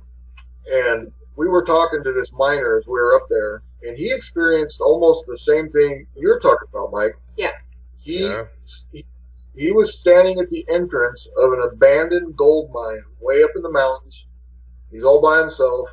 I think he just got out of the truck to relieve himself or something. And he says he was looking over at the portal of the mine, and he saw a basketball-sized orb of light coming out of the mine. And he said he was just standing there in bewilderment, and then before he could even blink, this thing came across the meadow at him at light speed and knocked him on his ass. He said this thing came out of the mine, hit him straight in the chest, and knocked him 10 feet back. And that was a pretty amazing story to hear that from a guy, but the look on his face was so dead serious that you almost have to believe him. And he was wanting to take us up to that mine site, but we'd already been up there investigating in the snow and rain for hours, and we just wanted to get out of there because we were cold and tired. Yeah. So we didn't actually get to go back up there, but we have plans in the future to go back to Montana and go back to this Golden Ghost Town, because we not only heard the story of that orb, but I actually caught one on film looking through the window of the old general store. There was like 2 feet of snow on the ground, and I marched through the snow, and I put my camera right up to the glass, and you see this orb just come out of nowhere, and it's flying around the room. But what's strange about it, Mike, is that it's not just an orb. It has like a column of shadow riding around underneath it, like an upside down exclamation point. The orb is white, the column of shadow is black, but you can see it under it. Yeah. And it's just zipping around the room. I've never seen that before. That's the damn thing. Well, go watch that video. What's the name of that video? Blending. Garnet Ghost Town. Yeah, go watch the Garnet Ghost Town video, and you'll see. I can't wait to see this one. Yeah, it is amazing. And at one point, this orb goes all the way over to the other side of the room, and I'm keeping the camera on it, and it stops, and it actually shines out 2 points of light down onto the ground. And you see these points of light on the ground. And then the points of light disappear, and then it races back across the room, and it comes almost right up to the glass at me. And that was, that got my heart going. That was exciting. Yeah, we even caught a little girl. I didn't know she was looking at me, and Kent come around the corner to tell me what he saw. Mm-hmm. And I'm taking photograph pictures looking at the building. And Kent come around the corner, and he was like, Tanya. And the little girl was standing right in front of me, and she had her hand out, like on the wall, and, the garbage can that was next to us. And all of a sudden you hear this zipping sound, like she just spun out. You just see her like back up real quick. Yeah. I mean, that one's kind of hard to see. You got to watch it a lot to really get your eyes on it. The more you watch it, the more you see detail on this little girl. And then Kent caught, we were walking around the location during the daytime, and Kent got a photograph or a video of the building, this one building.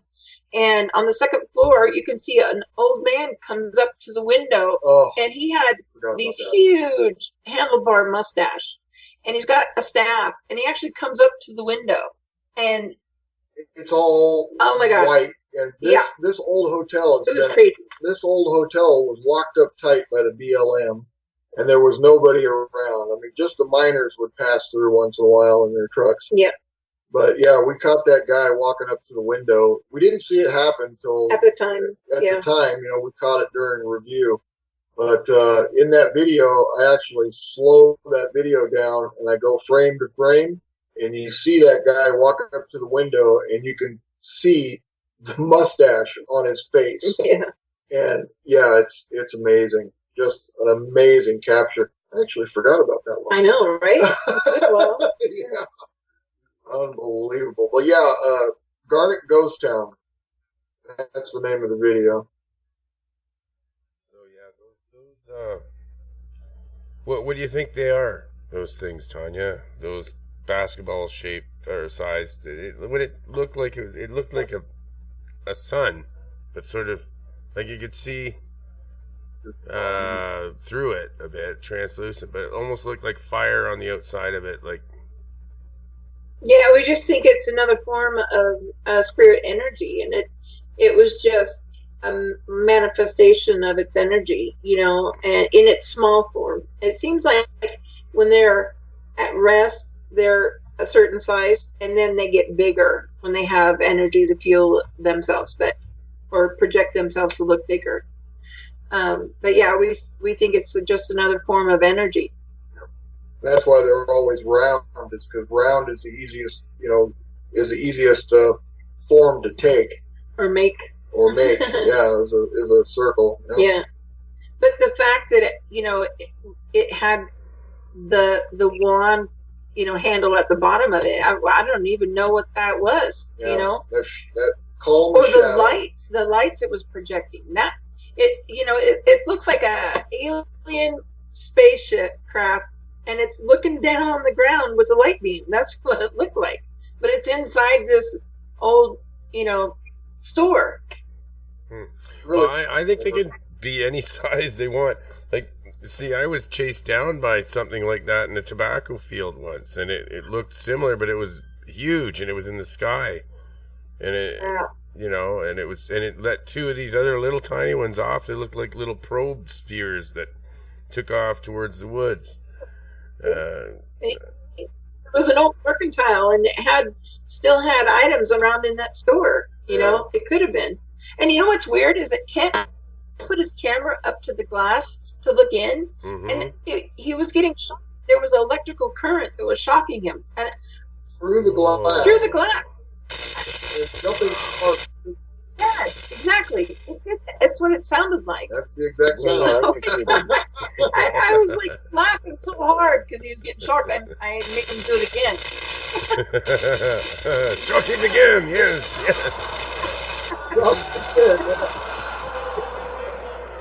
Sorry, Ken, I didn't mean to keep shocking you there. That's okay. She didn't mind either. We went in the middle of winter time at this Garnet Ghost Town, and you had to go up the mountain. It was on a old truck, wood. What was it called? When the wood that trail we went up. Which one?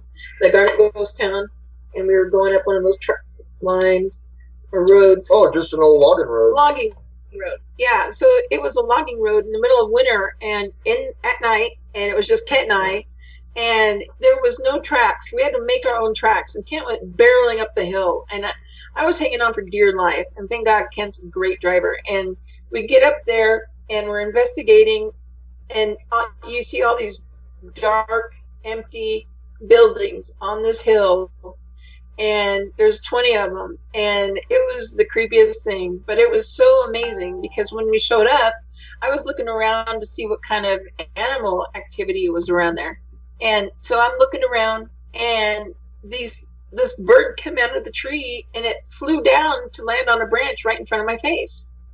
And I had to lean back so close, and I was like, hello, how you doing? And this thing followed me through the whole time we were there, which was pretty fascinating. But the next time we went, we took Katie, and we saw the same kind of bird, and she got to experience it too, but how it was just really friendly, and it was, this is a ghost town, and we went to this house up at the top of the hill, and Kent did something to make me laugh.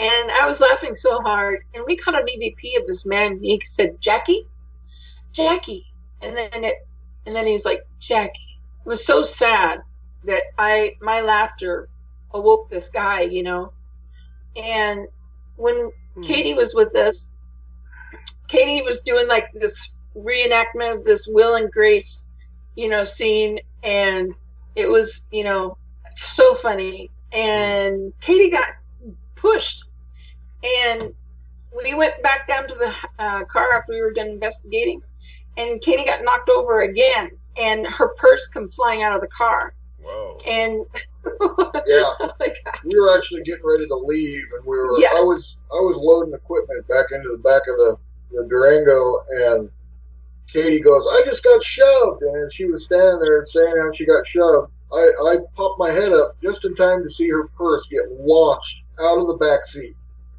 Whoa. out into the snow. And I said, "Katie, why did you throw your purse out of the car?" And she goes, "I didn't." Oh my And so I God. need you pee, and I said, "Did you push her purse out of her, or push Katie and knock her purse out of the car?" And I said, Well, "How many that's spirits are dangerous. here?" And you hear 3 of them. So there's 3 spirits in our car trying to get away. Trying to get a ride. Yeah, We get hitchhikers all the All time, the time. so we Yeah. always cleanse our people before we leave. yeah. We always do cleansings and protection.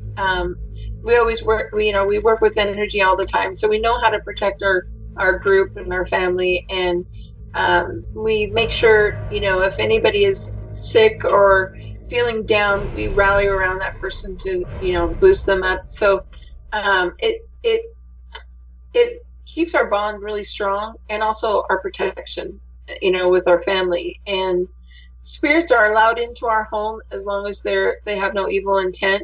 And a lot of them come because they need help. So, we're kind of like counselors for spirits. So we help them, That's work what with them. Yeah, transmediumship is. I've done that. Yeah. So we don't just investigate; we help spirits And the living. and the living. Yeah, living too. I don't want to forget them, but mostly we're comfortable with helping spirits and counseling them and helping work them through so that they can move on. Because we believe that the church freaked out people, and it was all for control, and it made people fear even God, which is such a shame. He's our creator, God doesn't need religion. What? I said God doesn't need religion. No. We do. That's what we got convinced ourselves. Basically, you don't have to belong to a group. We Yeah. are already a group. Well, yeah, and I don't know why people created churches. I think it was for gatherings and stuff. We But were smaller. There was smaller, less people, and we were less protected. We didn't have big cities so much. So what happened was it was a way of the communities coming together and having a place all to meet, and it was a way of believing in one thing, and that's basically everybody was trying to find the one way. There isn't one way. What happened? There's as many ways to get there as there are people, but it was a way of Something giving happened. that information on. So, and then government started getting their fingers into it, and what really messed us up was actually Constantine. He took the Bible and messed that all up and just pooped on it and just completely changed it. It changed it. it. He left everything. He left anything that said that you could connect with God without having a priest or without having anything, like that. He left out, or anything that was what they didn't want happening, like that women were actually the ones that were doing most of the preaching, and that what I find funny is Christianity, Muslim, it all comes from the same place that the Jewish people get it from. And it's just history, word of mouth history, that 400 or 500 people had their fingers in just the beginning of Genesis. Oh, There's truth stuff in there, but most it's of it's gonna been played go to the with. bottom of the hour here. Yeah, I know, but it's sad that they changed the Bible for it's basically all about control. And Native Americans never killed people in the name of God, and that it's a but shame. every other one did just about. Every other tribe. Every other kind of religion at some point in time Yeah. has killed Yes. for their God. Yes. God Yeah, want to do they that. really wiped a lot of Native Americans out, though. This Oh church yeah, is they like- did. Well, they did that. Well, yeah, they thought Native we were heathen. Native peoples have gotten, like, even in Australia, the Aborigines, you know. We're at the bottom of the hour again. Country Dennis. Oh, yeah. Come to Country Dennis, and he will get the best kind of pastry from the country you have ever. But yeah, I think they were upset with the Native Americans because Native Americans never killed in the name of God. Well, and they wanted what they had. Yeah, and they didn't like the idea how we would worship openly, you know, with nature and being in connect with our Creator through nature. And they didn't like that we didn't have somebody controlling us. Well, it was called at the time they dubbed it Manifest Destiny. Did you guys people just from Europe came over here thinking that it was, you know, open land. It was a new world. Like nobody's ever lived there before. Those really are people because they, you know, don't see us. And a lot of the Native Americans, some of the Native Americans, the first ships came over, didn't see the ships because it wasn't in their awareness to see them. You know, it wasn't in their little world, so they didn't see it as that. So, you know, it was a matter of, you know, like if like aliens came down, you know, like a long time ago, like when we were in the Mesopotamian area, of course they're going to think of him as God. Well, they wanted what they had, and Europe didn't have as much, you know, goodies as they had here. You know, in the United States, it was a big land with a lot of resources that they had depleted in Europe. Yeah, and natives didn't thrive on that, like gold and silver as value. Mikey, you said they did use it as value. They did use gold. Has a lot of Native Americans. There was gold. They did use it, but it was for ceremonial purposes, and it was for use. But it was something special, just like obsidian was. But you know, that's what I said. They traded it and they used it as much, but it wasn't. The way they saw it. Yeah, it wasn't valuable to them like money. No. They didn't see it. They didn't have kings and queens either. It was a spiritual, shiny item. It represented the sun. The DNA and the people, you know, on our planet. But gold has many purposes, and you know, we've had several incarnations here. So. It's a positive element that we use. We're talking about energy. I'm wondering if you know anything about monoatomic gold, and if that was used to your knowledge. Well, if it was part of the earth, we used it, you know, and everything has energy, and so we used that too, you know. Even negative energy is used in increments. It's healthy. It's just you don't overindulge. Yeah, that's right. Mike, you mentioned something right before we were talking. You said, "Did you see that?" What were you talking about? I heard something while we were talking, and it was this. It sounded to me just like, okay. First, I saw something behind me move. I heard something in the room, and I thought that my woman was up and walking behind me, but there was nobody there. And as I was turning, I saw the motion of something white moving across the room. I did see that. I mean, not at that moment because your picture is not up. I can't see you at all. But when it was up, I did see like a light anomalies moving behind you. Yeah. Okay. I just heard something behind me the same time you did. But anyways, after I saw that, I heard something, and it sounded almost like a native, like war chant or song or something, like just for a brief second, like, ah! Wow. Wow. Like I said, I heard something behind me just when you said something, I heard something behind me. I thought it was the cat, but it's not there. Cat's in the living room. Yeah. Well, my cat's singing right now. She likes to sing to herself. Mirror. That's our cat. I got two cats. She likes to sing to herself at the mirror. It's funny. We're going to videotape that because it's hilarious. Oh, that's amazing. We keep trying to catch it, but every time we get up to her with the phone, she stops. Yeah, she stops and looks at us and darn it. Like, what do you want? Yeah, like, what do you want? Yep. And she's loud. Really loud. She does it all night too. It's funny. Oh God, yeah. I have one that There you are. she licks, and she's a really loud licker. And it's like my mother used to click her fingernails when she was really stressed out. It would drive me nuts, like fingernails on a blackboard. And this cat, Oh my God. I love you, Waffles, but you have to leave the room before I give you the flying kitty routine out the front door. Oh my Yeah. God. It's like, Yeah.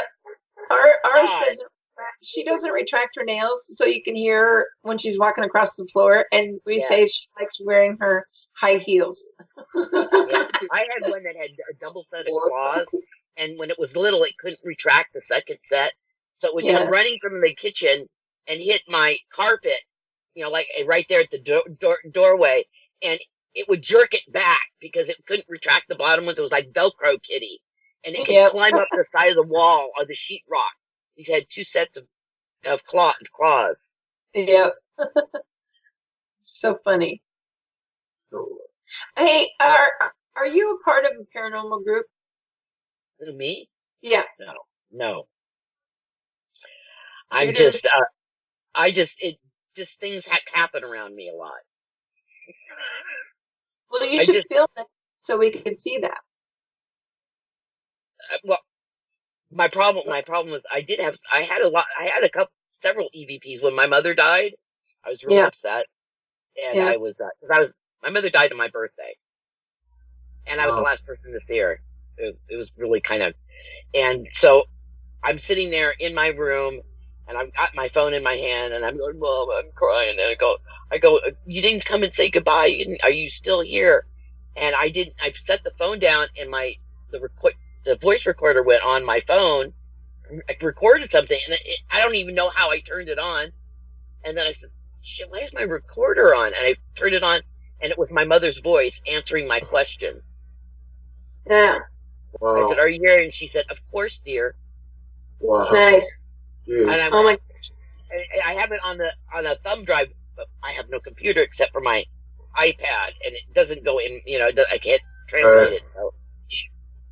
Well, it sounds like when my aunt, she was really ill, and so our family called, our immediate families, and we all rallied together and went to our tribe and had a prayer meeting for my aunt. And my tribe practices using peyote, and if you do it right, you're not really tripping. It's not like acid or anything.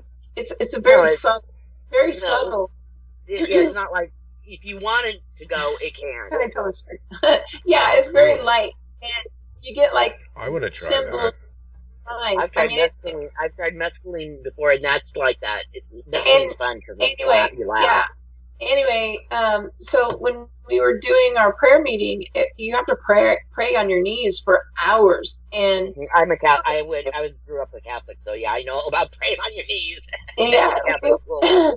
We were praying for, like, in our 12th hour, I remember hearing women singing, and I would look to my daughters and my mother, and I'm like, where's that coming from? And we're like, what is that? And then all of a sudden we would hear men playing flute, and we were like, what is that? And so we knew when you do a prayer meeting, you go to a location that nobody else knows about. So it's not like, random people will come over. And there was no animals around the teepee. And when we first started the prayer meeting, we could hear what sounded like a animal running around the teepee, sniffing and scratching at the teepee. And at one point, the medicine man hits the teepee and it stopped. And then the next wave of energy that happened was these women singing. And then we could hear men talking outside the teepee, like a lot of men. And like I saw like different colors with the fire, and I saw like this amber light leaving the teepee. All this happened. Everybody in my family saw it, so it wasn't like I was hallucinating or anything. No. When you guys is all third eye, we're all connected. Oh yeah, so we believe collectively on the planet this on some positive level, energy. it's happened to you. So I've had A mushroom We trip. I've had a mushroom trip where my brother and I both hallucinated the same thing. So is that really a hallucination or what is it? No, it's your third eye can see. We're omnipresent actually, and we can see all that. We just our brains in this body can focus, but it's all going on at once to us. It's a collective energy that you're creating. Yeah, it's like a big. Okay, imagine all the things that happen to everybody, past, present, future. Okay. All this big ball of stuff flying around, and we've got little antennas in our head, and it opens it up, and we see what we don't see with our eyes. We see with the third eye. Well, we believe it was our ancestors. That's what the women that were singing and the men that were talking. We believe it was our ancestors of our tribe, and they were coming to help. Like I said, Native Americans use spirits to help them on with their ceremonies. We invite spirits to be a part of that, and we believe that asking for protection and to help my aunt heal. These ancestors arrived, and they, included their energy in what we were trying to do, and it was so amazing. She did get better. She actually got up and made breakfast for her family. She had cancer really bad. Yeah, and she was at her last stages, and so we all wanted to try to help her with how Native Americans act in their tribe is very much like the Italians act in their. It's basically a tribe. I grew up Italian. Come to find out, I'm French too, but I found out I had my DNA done. But my grandparents were from Italy, and they lived next door to me, and so family was really important to me. My parents were married 65 years, and when my dad died, my mom died a year later, and she was completely healthy, never been sick. My dad died, and within 2 weeks, my mom, her kidneys failed. Wow. Yeah. So, yeah. And like my grandparents and my parents come to me all the time. Oh yeah. Most people forget that everybody was born sensitive, and that was a mechanism that God created so that we could communicate with Him, and everybody forgot that. Native Americans, we still remember how to communicate with nature and energy. Actually, the real brain, we have more brain. We have as much things in our heart, more in our heart than we do in our brain. The neurons. Yeah. And so, we communicate. That's where the soul lies, is in the heart. Oh, I got something to add to this. Okay, so I was having a conversation with somebody that does the same kind of research as me today, and my friend John told me that they've now actually scientifically found out that the heart has a brain. Yes, I told you that. The same neural pathways as our brains work. There's a small little brain in your heart. And actually, the one in your heart is bigger. That's why the Egyptians. That's where the Egyptians said that the soul resided. That's where the high self. So they call the high self. And now it's disputable whether our consciousness lies within our brain or our heart, because the heart has a brain as well. That's good, because I always thought men were, had their brains in their penis. So thank you for. Yeah, that's right. Well, I have a theory about that. Probably correct about that as well.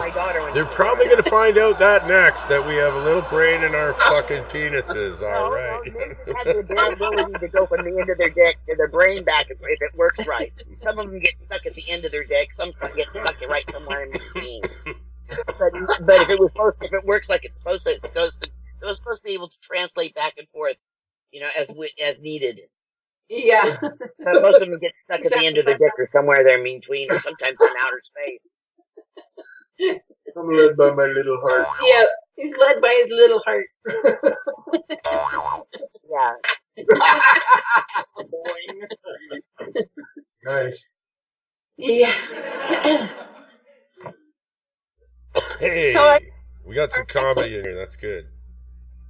Our next investigation, we're going to be going back to the house with the child child that we caught, the little girl that we caught on our FLIR. We're going to go back there because we never really did an investigation. We just did a walkthrough, and we caught this little girl. And it's the most amazing evidence ever because most people there's a big, controversy about a child being left behind, and most people don't believe that would happen. And most people believe that when you hear a voice of a child, that it's a demon trying to talk to you, which could be, because they prey on your weakness. So, but to capture an image of a child, it's going to be a big controversial conversation in the paranormal world. So we're excited to go back, find more evidence of this child. And then we got to go back to the Washigo poltergeist house and help this guy who's struggling with this evil entity that still keeps bothering him. I mean, we caught on video this thing moving around in his bed while he's sleeping, Oh yeah. I've got videos of me that other people caught while I was on Skype with him, and there was stuff in my bed, animals jumping around in my bed and stuff. Yeah, at least And there's there's this nothing animal. there. At least you're an animal, not something evil. No, they were I mean, little because at one animals. point, well, he thinks it moved. It's on his bed like it's a dog. You know how they go around in a circle, and then before they lay down, it acts like that. But yet it's knocking on the walls, knocking next to him. So, we're still trying to figure out if it's an elemental, is it an animal, or it's two different evil. things. Wow. Oh, yeah, I forgot to say. Okay. Well, Yeah, we do think it's a couple more spirits that are there, and it has some kind of attachment with this guy, but it seems dark. I mean, it's messing with him sexually and while he's sleeping. So, It might be a succubus or an incubus. well, Yeah. or just a resident ghost. I'm thinking it's a resident ghost that's just sexual in Somebody nature. wants just some energy sucking thing, parasite. Yeah, most- because he it could had be, yeah. lost a lot of energy. He was, when we first met him, this poor guy was suffering. Parasite. He was posting it on Craigslist for help. So, when we came and helped him, I put these herbs in the windowsill to protect him, and this thing would hit the wall that we created, and it left residue behind. Oh, the residue. And You should he need to spray the air with salt water. he's using actually Himalayan salt, which really helps a lot. Yes. And he's also got tourmaline because I believe he is a sensitive. And he watched a video that opens your third eye, and it knocked him on his ass. Like this thing. You can use something for protection. It needs like a Herkimer diamond or something like silver sheen obsidian or golden sheen obsidian. That would really block it. Tourmaline is what really helped. It was tourmaline. Yeah. Well, and tourmaline works the same thing as obsidian. Obsidian does the same thing. Yeah, it's the dark. My cards are telling me. It's like related quartz. Just when you or Herkimer diamond. Just when you said opening the inner eye, I was looking at my cards. I just opened them up, and it went to the Seven of Wands, which is the serpent card of the Kundalini. Basically, it's all your seven chakras are opening. So that's probably something that would help. The guy, in order for him to deal with it, he has to open all of his 7 chakras and totally get more in tune with his spiritual side. Oh, yeah, for sure. Well, because he's struggling with his faith. Because when he asked the church for help, they were afraid to help. And that just tells me the church doesn't have enough faith, that they could face evil. They don't know what to do with it anymore. Church. It's just, Yeah. They're just put your money in the basket and you're going to heaven, and that's it. And if you have real problems, we don't know what to do. So hocus pocus and a little cross thing and put this by your bed and say your prayers, and they're not going to help you. No. And like when we went there, the first night we went there, they were actually across the street watching us. His pastor did. And, you know, they are able to be nosy, but they're not able to help him, which is sad.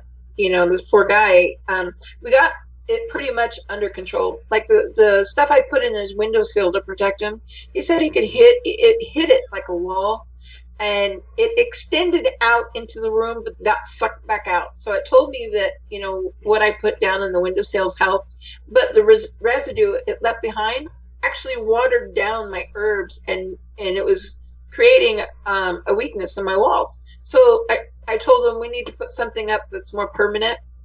And the tourmaline helps with negative energy, but we need positive stones in his home to bring in that positive energy, because there's so much negativity.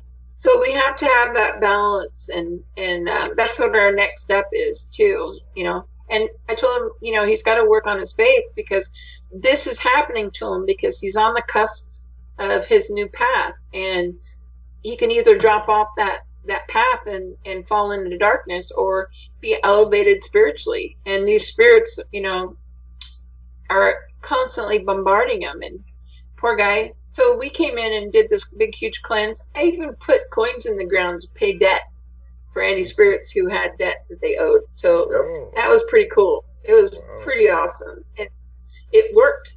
It actually worked. Anyway, and that was only for our first investigation we did. And we wiped out most of the spirit activity. And so we need to go back again and, you know, bring in positive energy. And and it tips that scale so it's balanced, because there was so much negativity on that land.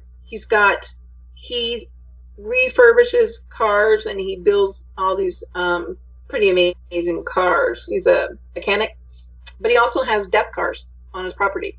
So people have died in these cars, and they were in his house. He kept parts in his house. We actually got a still photo of a spirit sitting in the back seat of one of these death cars, which is going to be on the next video. Next video we bring out. There's going to be 4 videos on this poltergeist house. We've only put out 2 so far. The next one is going to be more of the night investigation into the next morning. And then the 4th one will be more of the cleansing that Tanya performed, and the things that we did to slow down the activity. Yeah. And we actually had he had his own motion sensor set up in a window in the master bedroom. And he had this motion sensor set up in such a way that it wasn't looking outside or inside. It was looking at the jamb of the window. And as Tanya was doing these prayers, we started hearing this motion sensor going off. Something was passing out that window, and it went off, about 14 times as Tanya was doing this cleansing. Because when Tanya starts, she starts up in the attic or up upstairs, if there is an upstairs. You know, she opens all the windows and forces everything down, and then to the center of the house, force everything out. And as we were coming down the stairs, that's when that motion sensor started to alarm. Things were actually leaving the house, and we were getting, a physical reaction from the motion sensor, which was amazing. And we got all that on film as well. This guy counted 87 spirits leaving his house. 87. And there was 9 deaths on that property. The owner was half Native American, and she was full-blooded Native American, and her children were half-blood, but all her children died there on that land. And it's on a corner, and there was so many deaths from car accidents. The children died, the murder cars. Not murder, but the death cars. And there was so much death, and we think it was like a train station, for the spirit activity. And it was so unique with this, what's going on with this poor guy, He's had some terrible... He's struggling with his faith.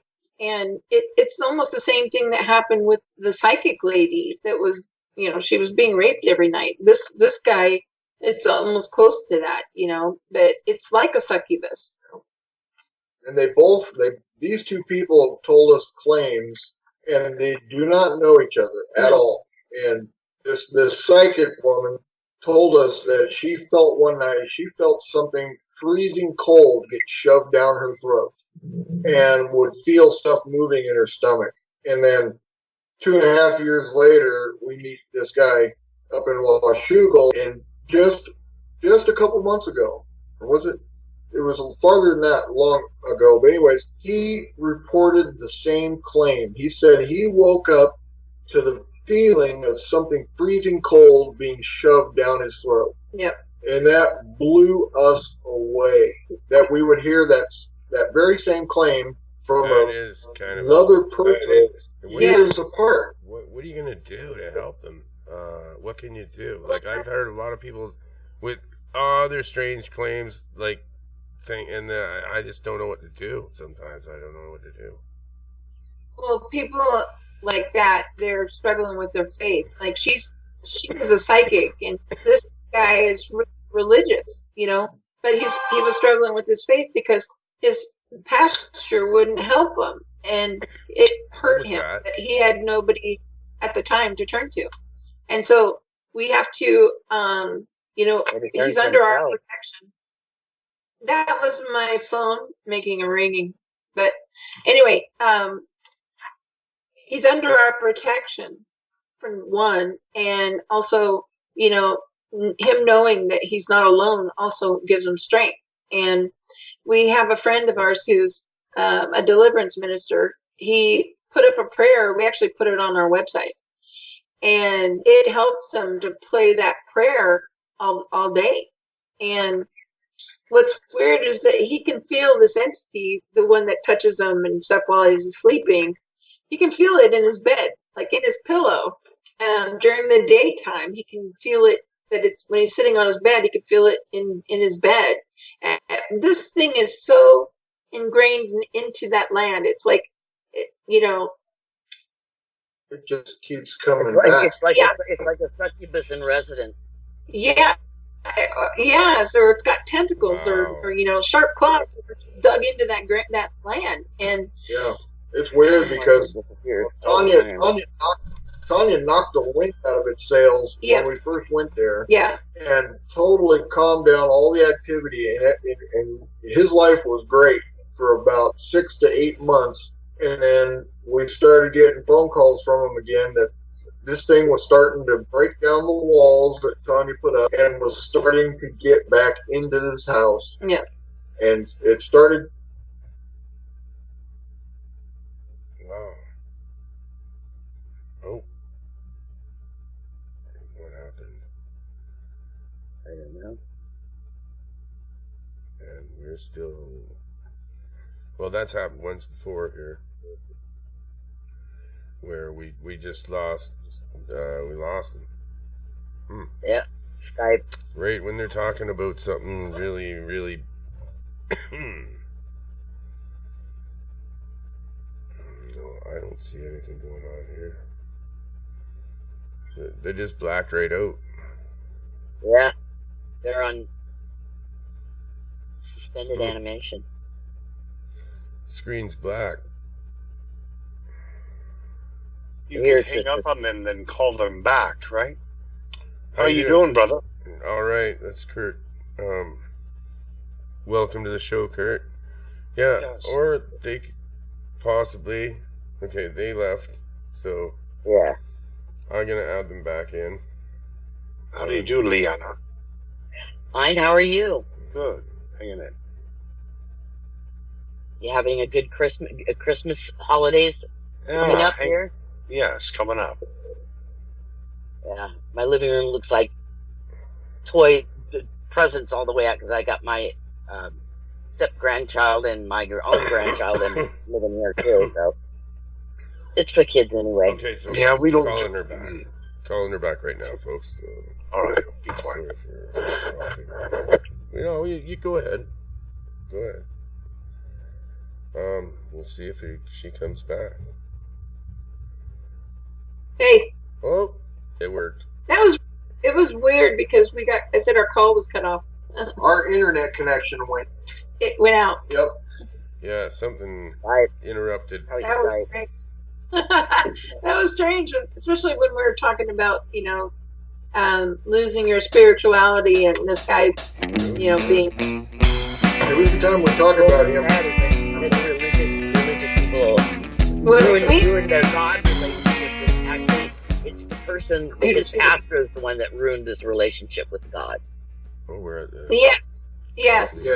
Yeah. He put his faith in the, and he needs to put his faith in himself because God's inside of you. Yeah, and I told him that too. He said he prays every night, but he doesn't hear God. And I told him he's there. It's just being masked by this, evil entity. Yes. God doesn't have to say anything. He speaks in pictures. Yeah, and I told him that he is there, and that he's just being masked by all this evil that he's being bombarded with. Well, not only that, he's denying it. He thinks God is not a tangible thing that you touch. It's in everything that you see around you. The air that you breathe, that's God. That's part of what He's made. Everything's made of light. Well, yeah, that's what Native Americans believe in. Everything, was created on Earth for us to communicate to our God. And, people just have forgotten. I mean, it's in the air. It's in everything. We co-create this reality. This is a dream time, We're actually sleeping in a way. We're projecting. So, it's like, it's all one thing anyway. Yeah, I mean, it has everything that has to do with balance, and you can't have too much good is not healthy. And we decided right at the very beginning to split everything apart like little kids do.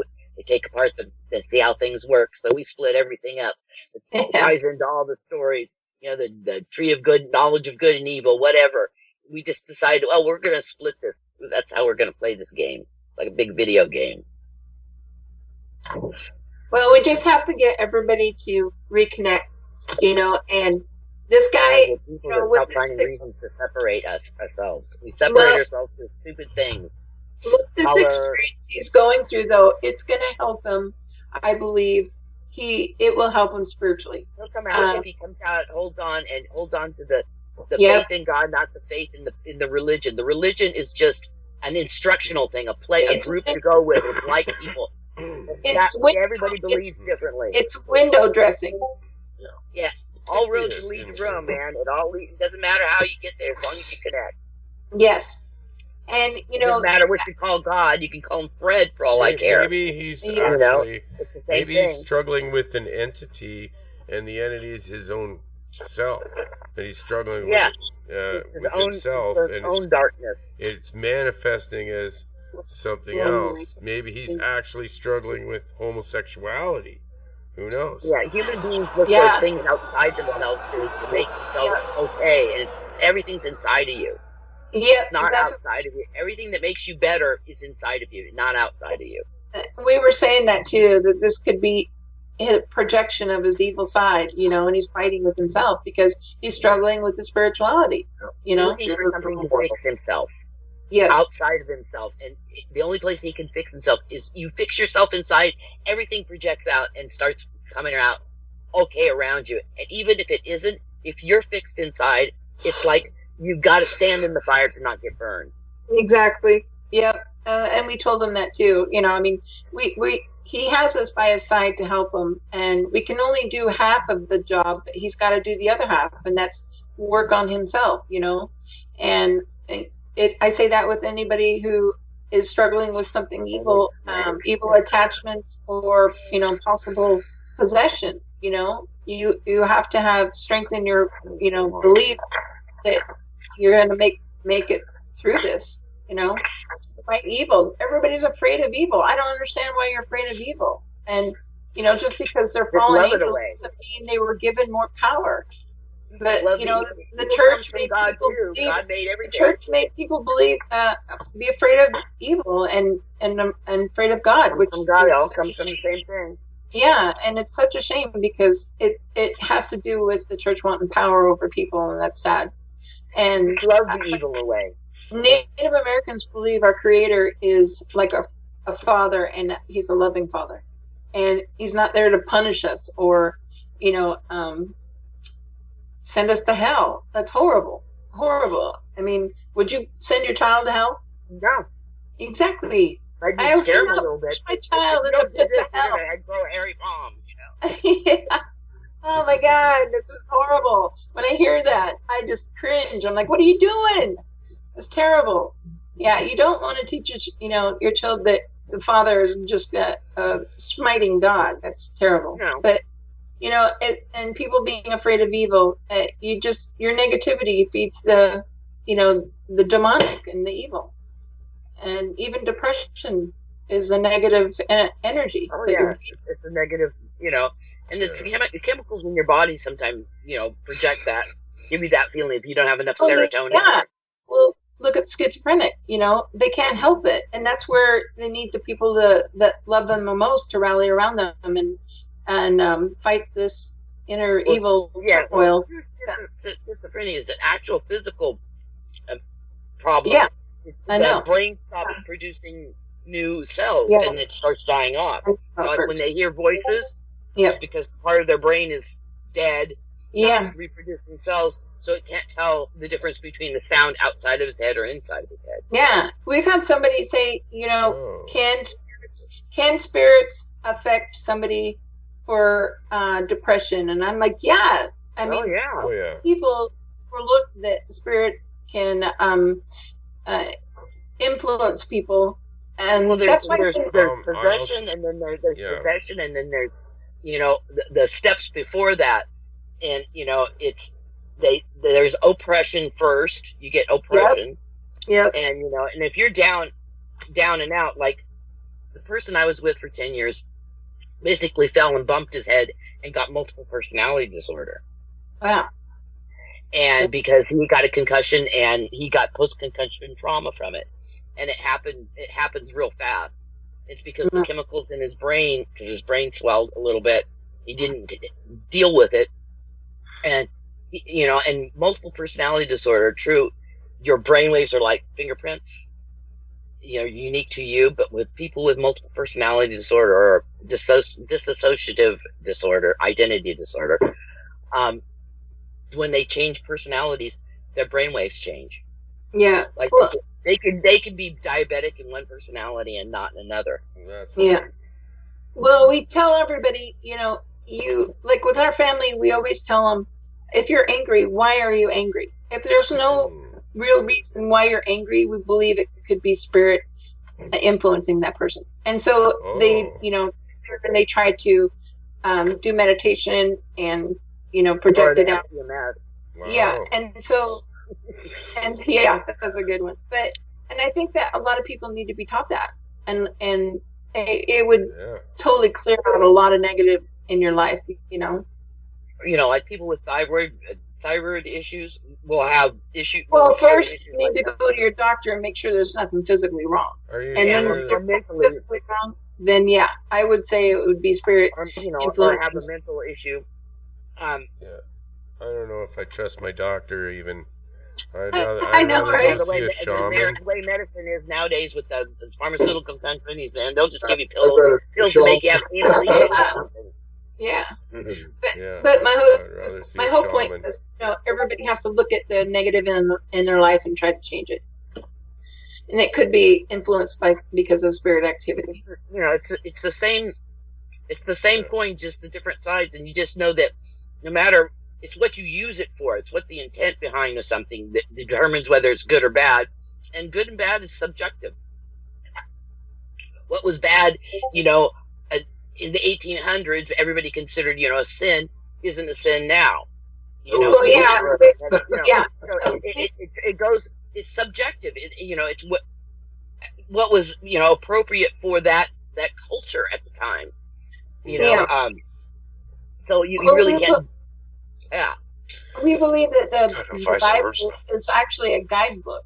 You don't follow it word for word. You know, No, it's because like how a many people, driver's ed human book. beings have their fingers in it, then it's been changed, and everybody put their je ne sais quoi into it. And, It's been changed you know, so many times. I would be mad if I was God that somebody changed my words. yeah, and you know, we started off as a matriarchal, and then we went, now we've been in this patriarchal, and then we got a bunch of monks that hated women, so they demonized us and screwed it up Yeah. even more. All those You got stories this go out. back to, you know, you can trace them back to Egypt, and then it goes back further, and we don't know where that comes from, really, all those stories. Yeah. Yeah, for sure. It's all the other incarnations of bits and pieces that there's a mass memory of that. It's like Yeah. people, like the human beings got PTSD. We got hit in the planet, and Yeah, you know, knocked us off our we're thing, a and we species got. with amnesia. Well, it's like Yeah, PTSD. I've get triggered. heard a Christian say that he believes that all religions are going to hell but his own. Oh, And that's true. That is so not Oh, yeah. true. I can't believe that they teach people God that. doesn't need religion. He didn't make up religion. He didn't say, hey, this is the way it's supposed to be. No, we decided that. Yeah. And it's funny, like they have found in history that most religions that come out, or cultures that come out of another culture, whatever the original culture's God was, that usually ends up being the bad guy in the new culture that came out of it. Well, the Jews came out of the Sumerians, and the Sumerians' God was a snake. Yep. The victors get the right story. Right. Yeah. Yeah. And there's so many people that are easily, manipulated, and it's sad because they are looking for a spiritual awakening. Well, and the more you look for something Yeah, that's like really, that, really the well more said, you'll actually. that's all you're going to do is spend there. it is sad. It's really sad. That was, And Native Americans never, like I said, killed in the name of God, or they never. We only killed to protect our tribe and our land. That's it. Well, But you guys fought forced to like fight. the other human beings, you fought amongst yourselves too. Human beings can't be together and not fight amongst themselves, and they did. Plains Indians did. So, like I said, we protected our family and our land. of course you did. And yeah, Just like I'm not everybody saying else did. Native Americans didn't fight amongst themselves, but you know what? Most of them did. The way they fought was to count coup, and that was just to come up as close to your enemy and touch them. The Hawaiians are like that too. And, Well, yeah, but that's not and- not Native American in the United States, though. That's different. That's more Polynesian. That's Polynesian. Yeah, I know that, but it's funny. A lot of cultures, like even the Italians, the way the families work. Like I'm Northern Italian, so it's not like the mafia. It's completely different. The culture, the way the families are set up, they call them different things, but it's the same thing. You live in your tribe, and where human beings are tribal from the get go. And you see little cliques. They call them cliques. Those are tribes. They make their own little groups. So I fully respect the Native Americans. I have a lot of friends that are. Because right over my hill here we have the Poma Indians. I know the chief pretty well, and they have land over here. Liana, have you been eating a lot of sugar today, or maybe some meth?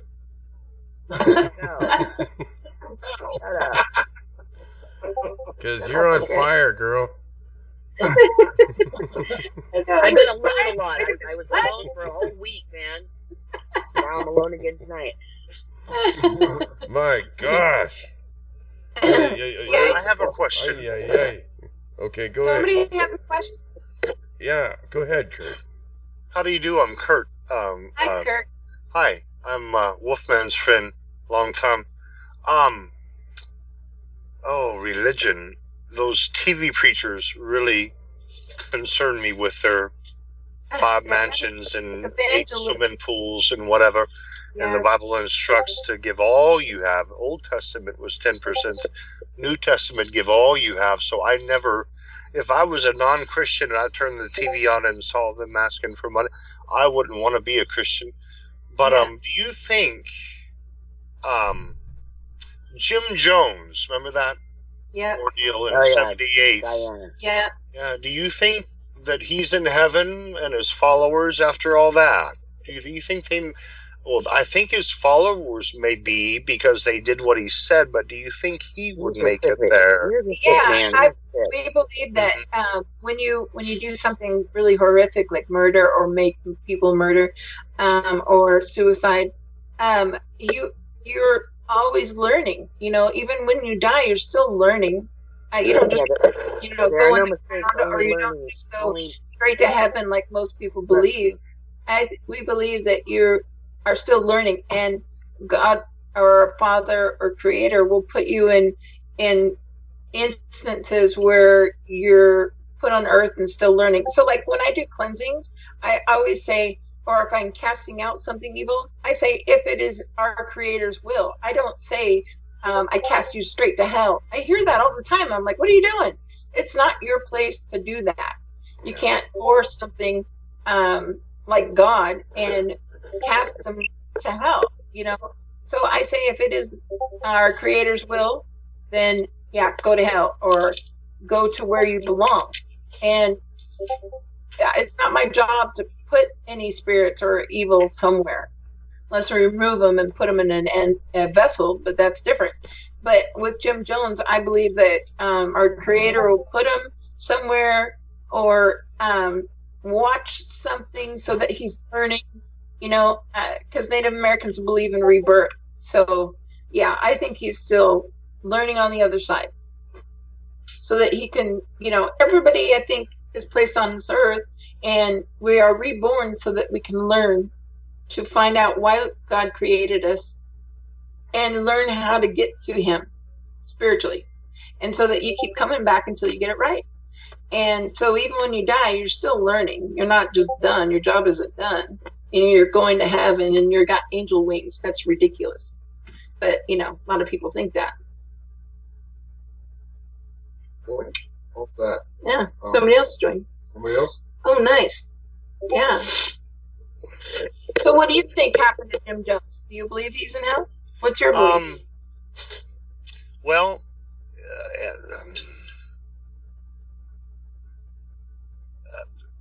the scripture says everybody sins, and I just think that it's a terrible sin to have done that, and it's all videoed, and we see the people laying out there all bloated and all that.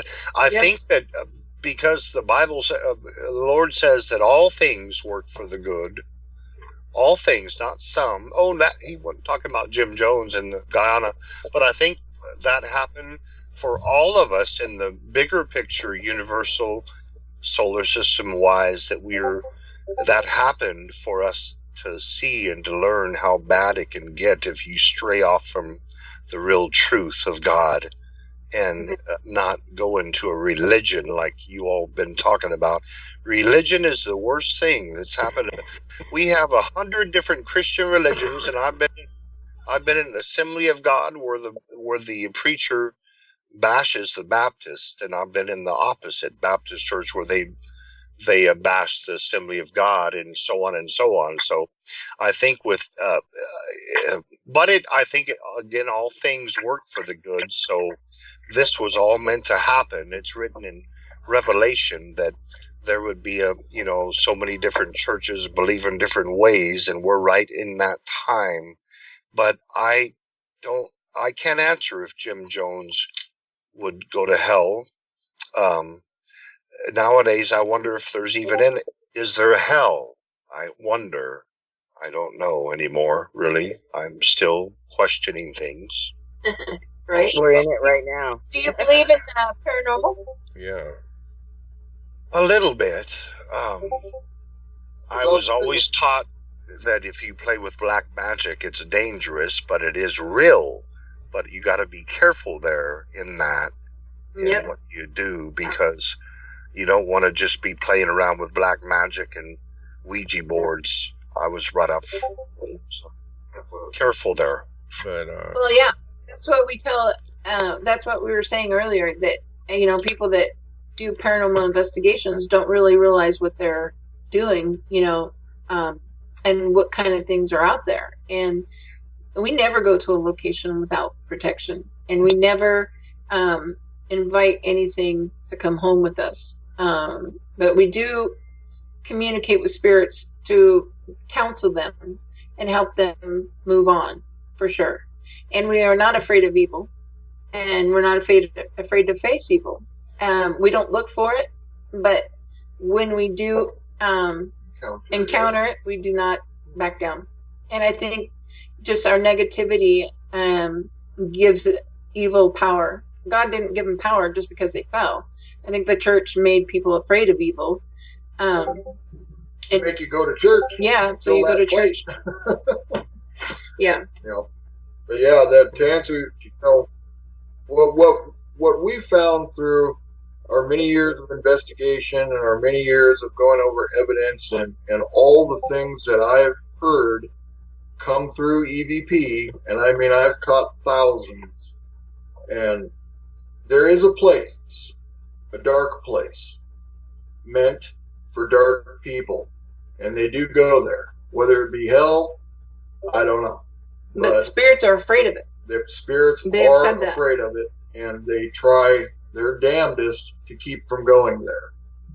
So we don't know what they're talking about, but we do keep asking on investigations because somehow we've tapped into this huge question that everybody's wondering, and spirits, when we start talking about heaven and God and Jesus, it gets shut down. It's almost like we're not supposed to know, and they're not allowed to say anything more, And I think it's because our Creator wants us to learn ourselves what's really out there once we pass on.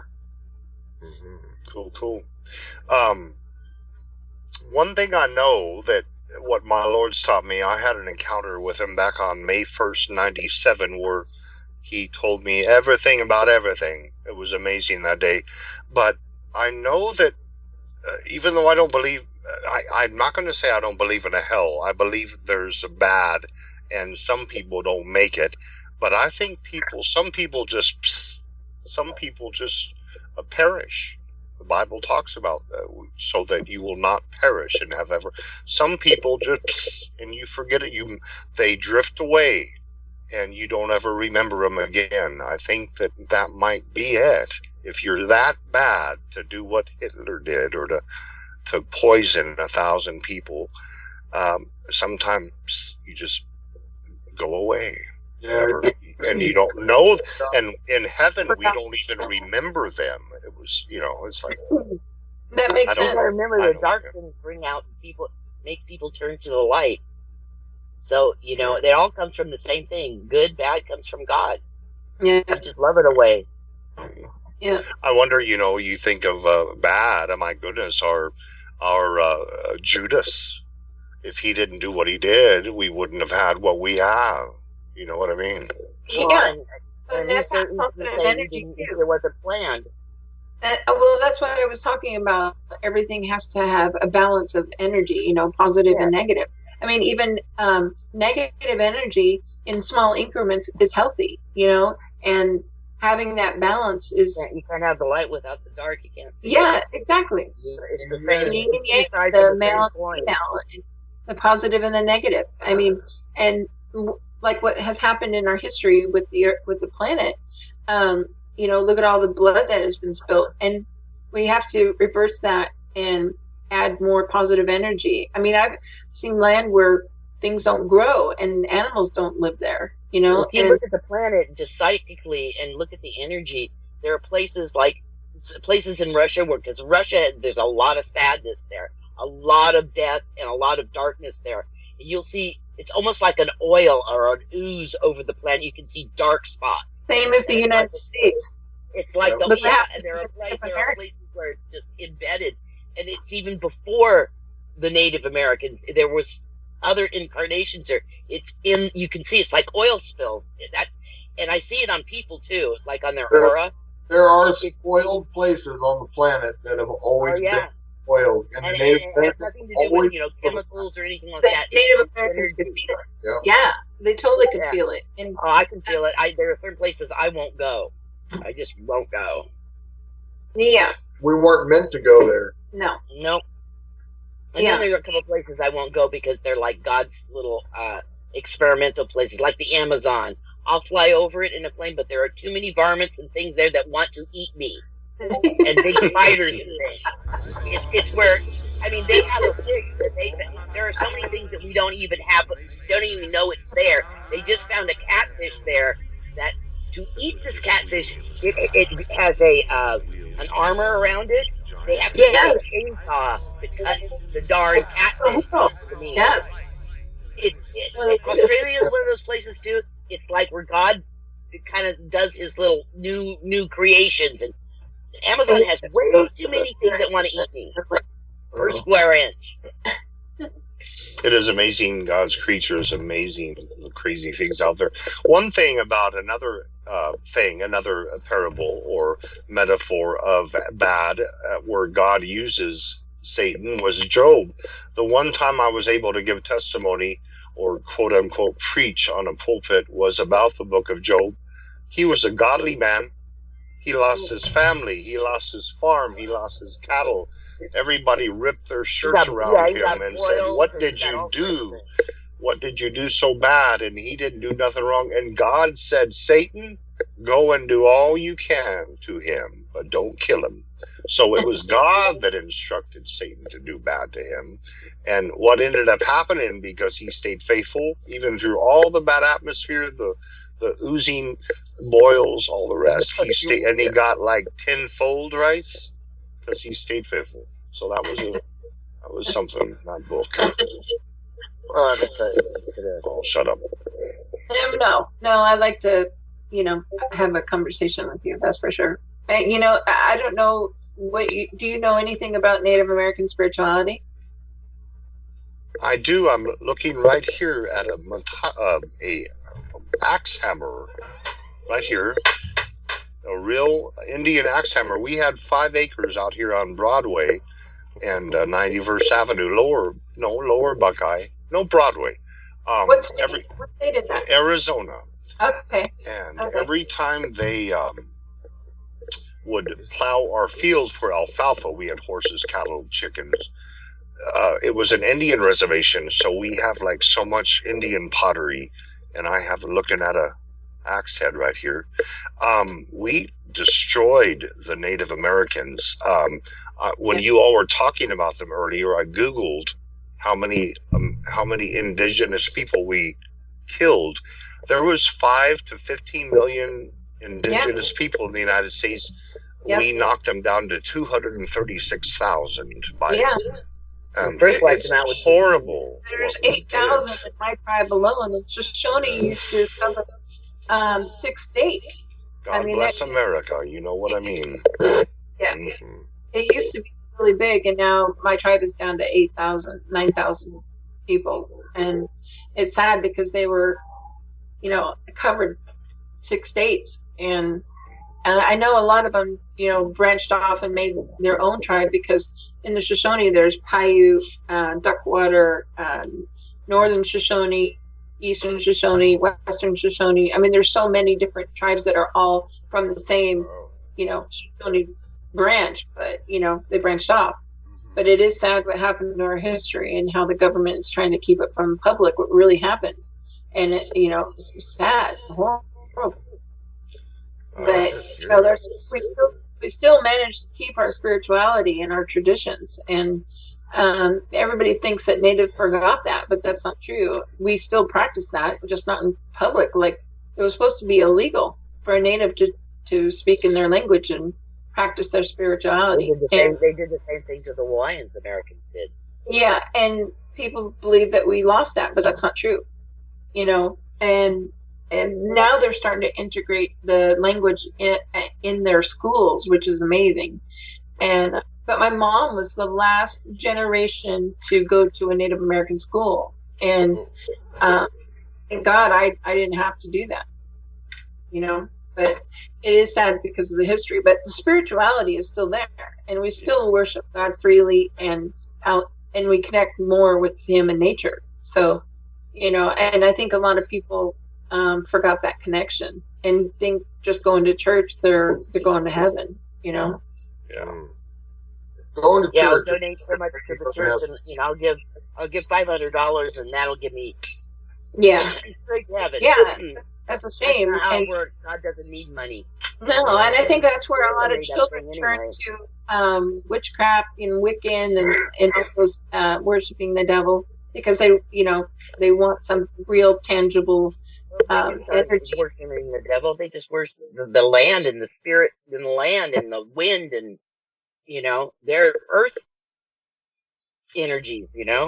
Yeah, connecting with the natural energies of the planet is such a high. Just connecting. Well, yeah. And I think people forget how to do that. And but yeah, our family is pretty good with that connecting and stuff. And so we're trying to help spirits move on and cleanse and try to help people understand how we do this. Well, That's people what forget that the planet is alive. There's so It's many. a living, breathing thing. There are so many hieroglyphics from Indians with flying objects and beings and things. I think they had it better than us. They didn't have TV and radio and craziness to block the atmosphere of love and God. I think, and I saw a video once or a documentary where they showed the Indian pots, the various Indian ancient pots of various kinds, and they all look like kind of wheels in the sky or UFOs. They're crazy with those spots and lights and little, I don't know, it was weird. I think they were more one-on-one with God without all the interference back in the day. Their houses were the coolest in mesas. You ought to see the ruins in Arizona of where they used to live. I would rather live there than any place. You know what I mean? Yeah, because they were one with nature, and they lived in the cliffs so that they were higher up, in the sky to be one with God. Yeah. For sure. Native Americans were like the purest form of worship, like, our Creator, because they would do it. They would pray all day. They were grateful for everything that they had. They were grateful. People thought that Native Americans were exploited because they like little trinkets, but that's not true. They had to make their jewelry by hand. So to see it, jewelry on a string, it shocked them, and they had a hard life. But they could make it rain too. They surely could. God heard them their dances for sure. Because when they would ask God for something, it wasn't for personal gain. It was to help their tribe. It wasn't one person saying, God, will you help me because I need this. I need a job. I need a house. They didn't do that. They asked for rain for the crops to grow so their tribe can live, for the animals. All that, and they were all spiritually focused on one point together. Yeah, and the collective energy would create, it was very powerful. And to put it into physical form with dance and song made it even more powerful. Yeah. Sure did.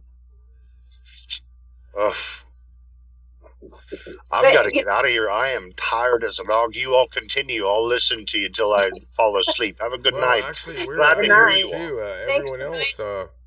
It was a pleasure. The show. Pleasure to talk to you. Good night. Stay on now another hour or so. I want to listen. Bye-bye. Actually, going to be out of here too because I'm exhausted and we've been on here for 3 hours.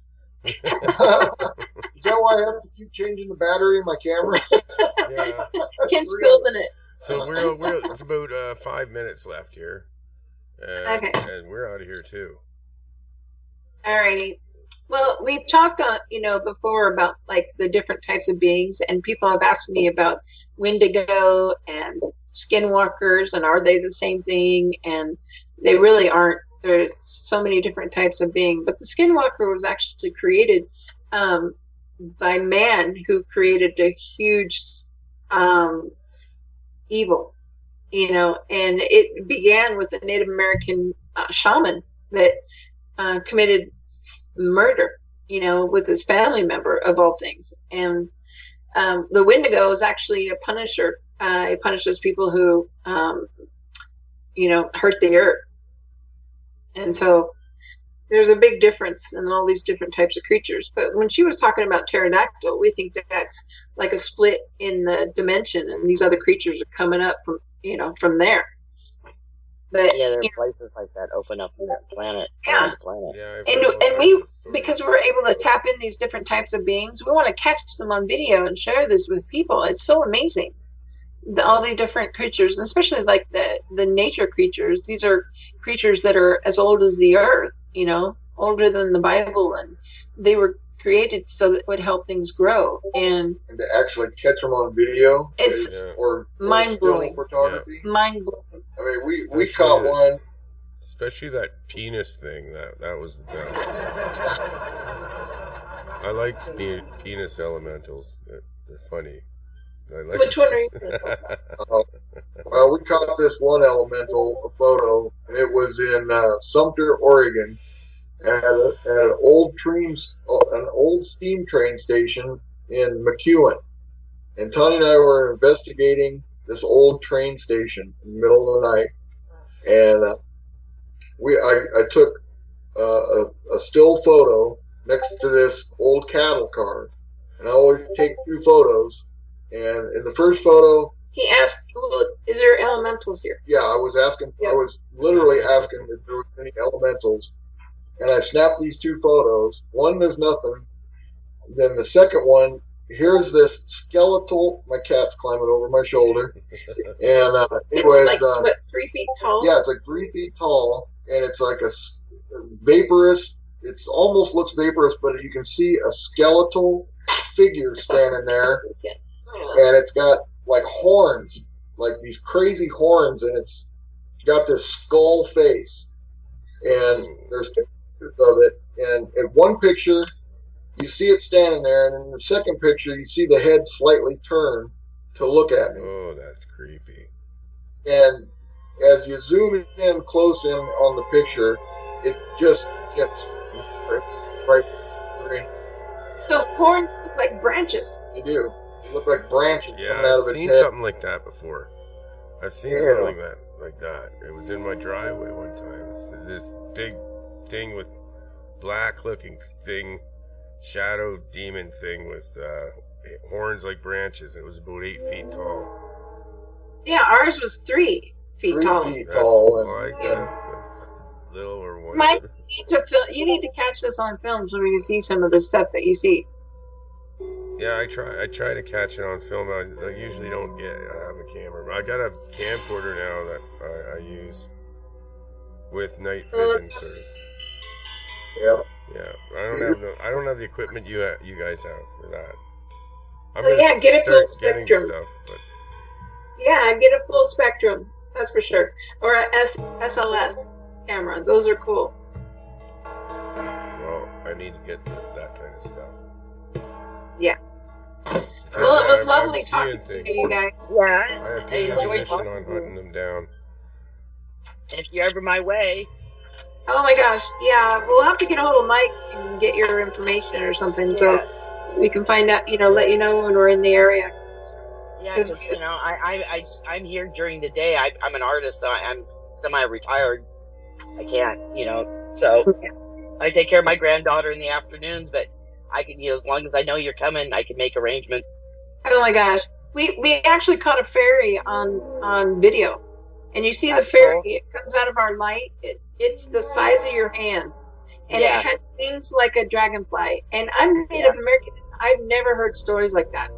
I know elementals, they look human-like, but they put things from the top to create camouflage. But this thing looked exactly like Tinkerbell, basically. But it was the size. I can show you. I can take you to this thing, here. It came out of our light and it flew across the room. But you can see it does the Superman thing, and it's got a little tiny butt, and it points its feet. I mean, I was shocked. I thought they were from Scotland and Ireland. I didn't know they were here. Yeah, I saw that too. I've seen one in the woods. There's all different kinds. Well, they like nature, that's for sure. You know, so they can't be evil.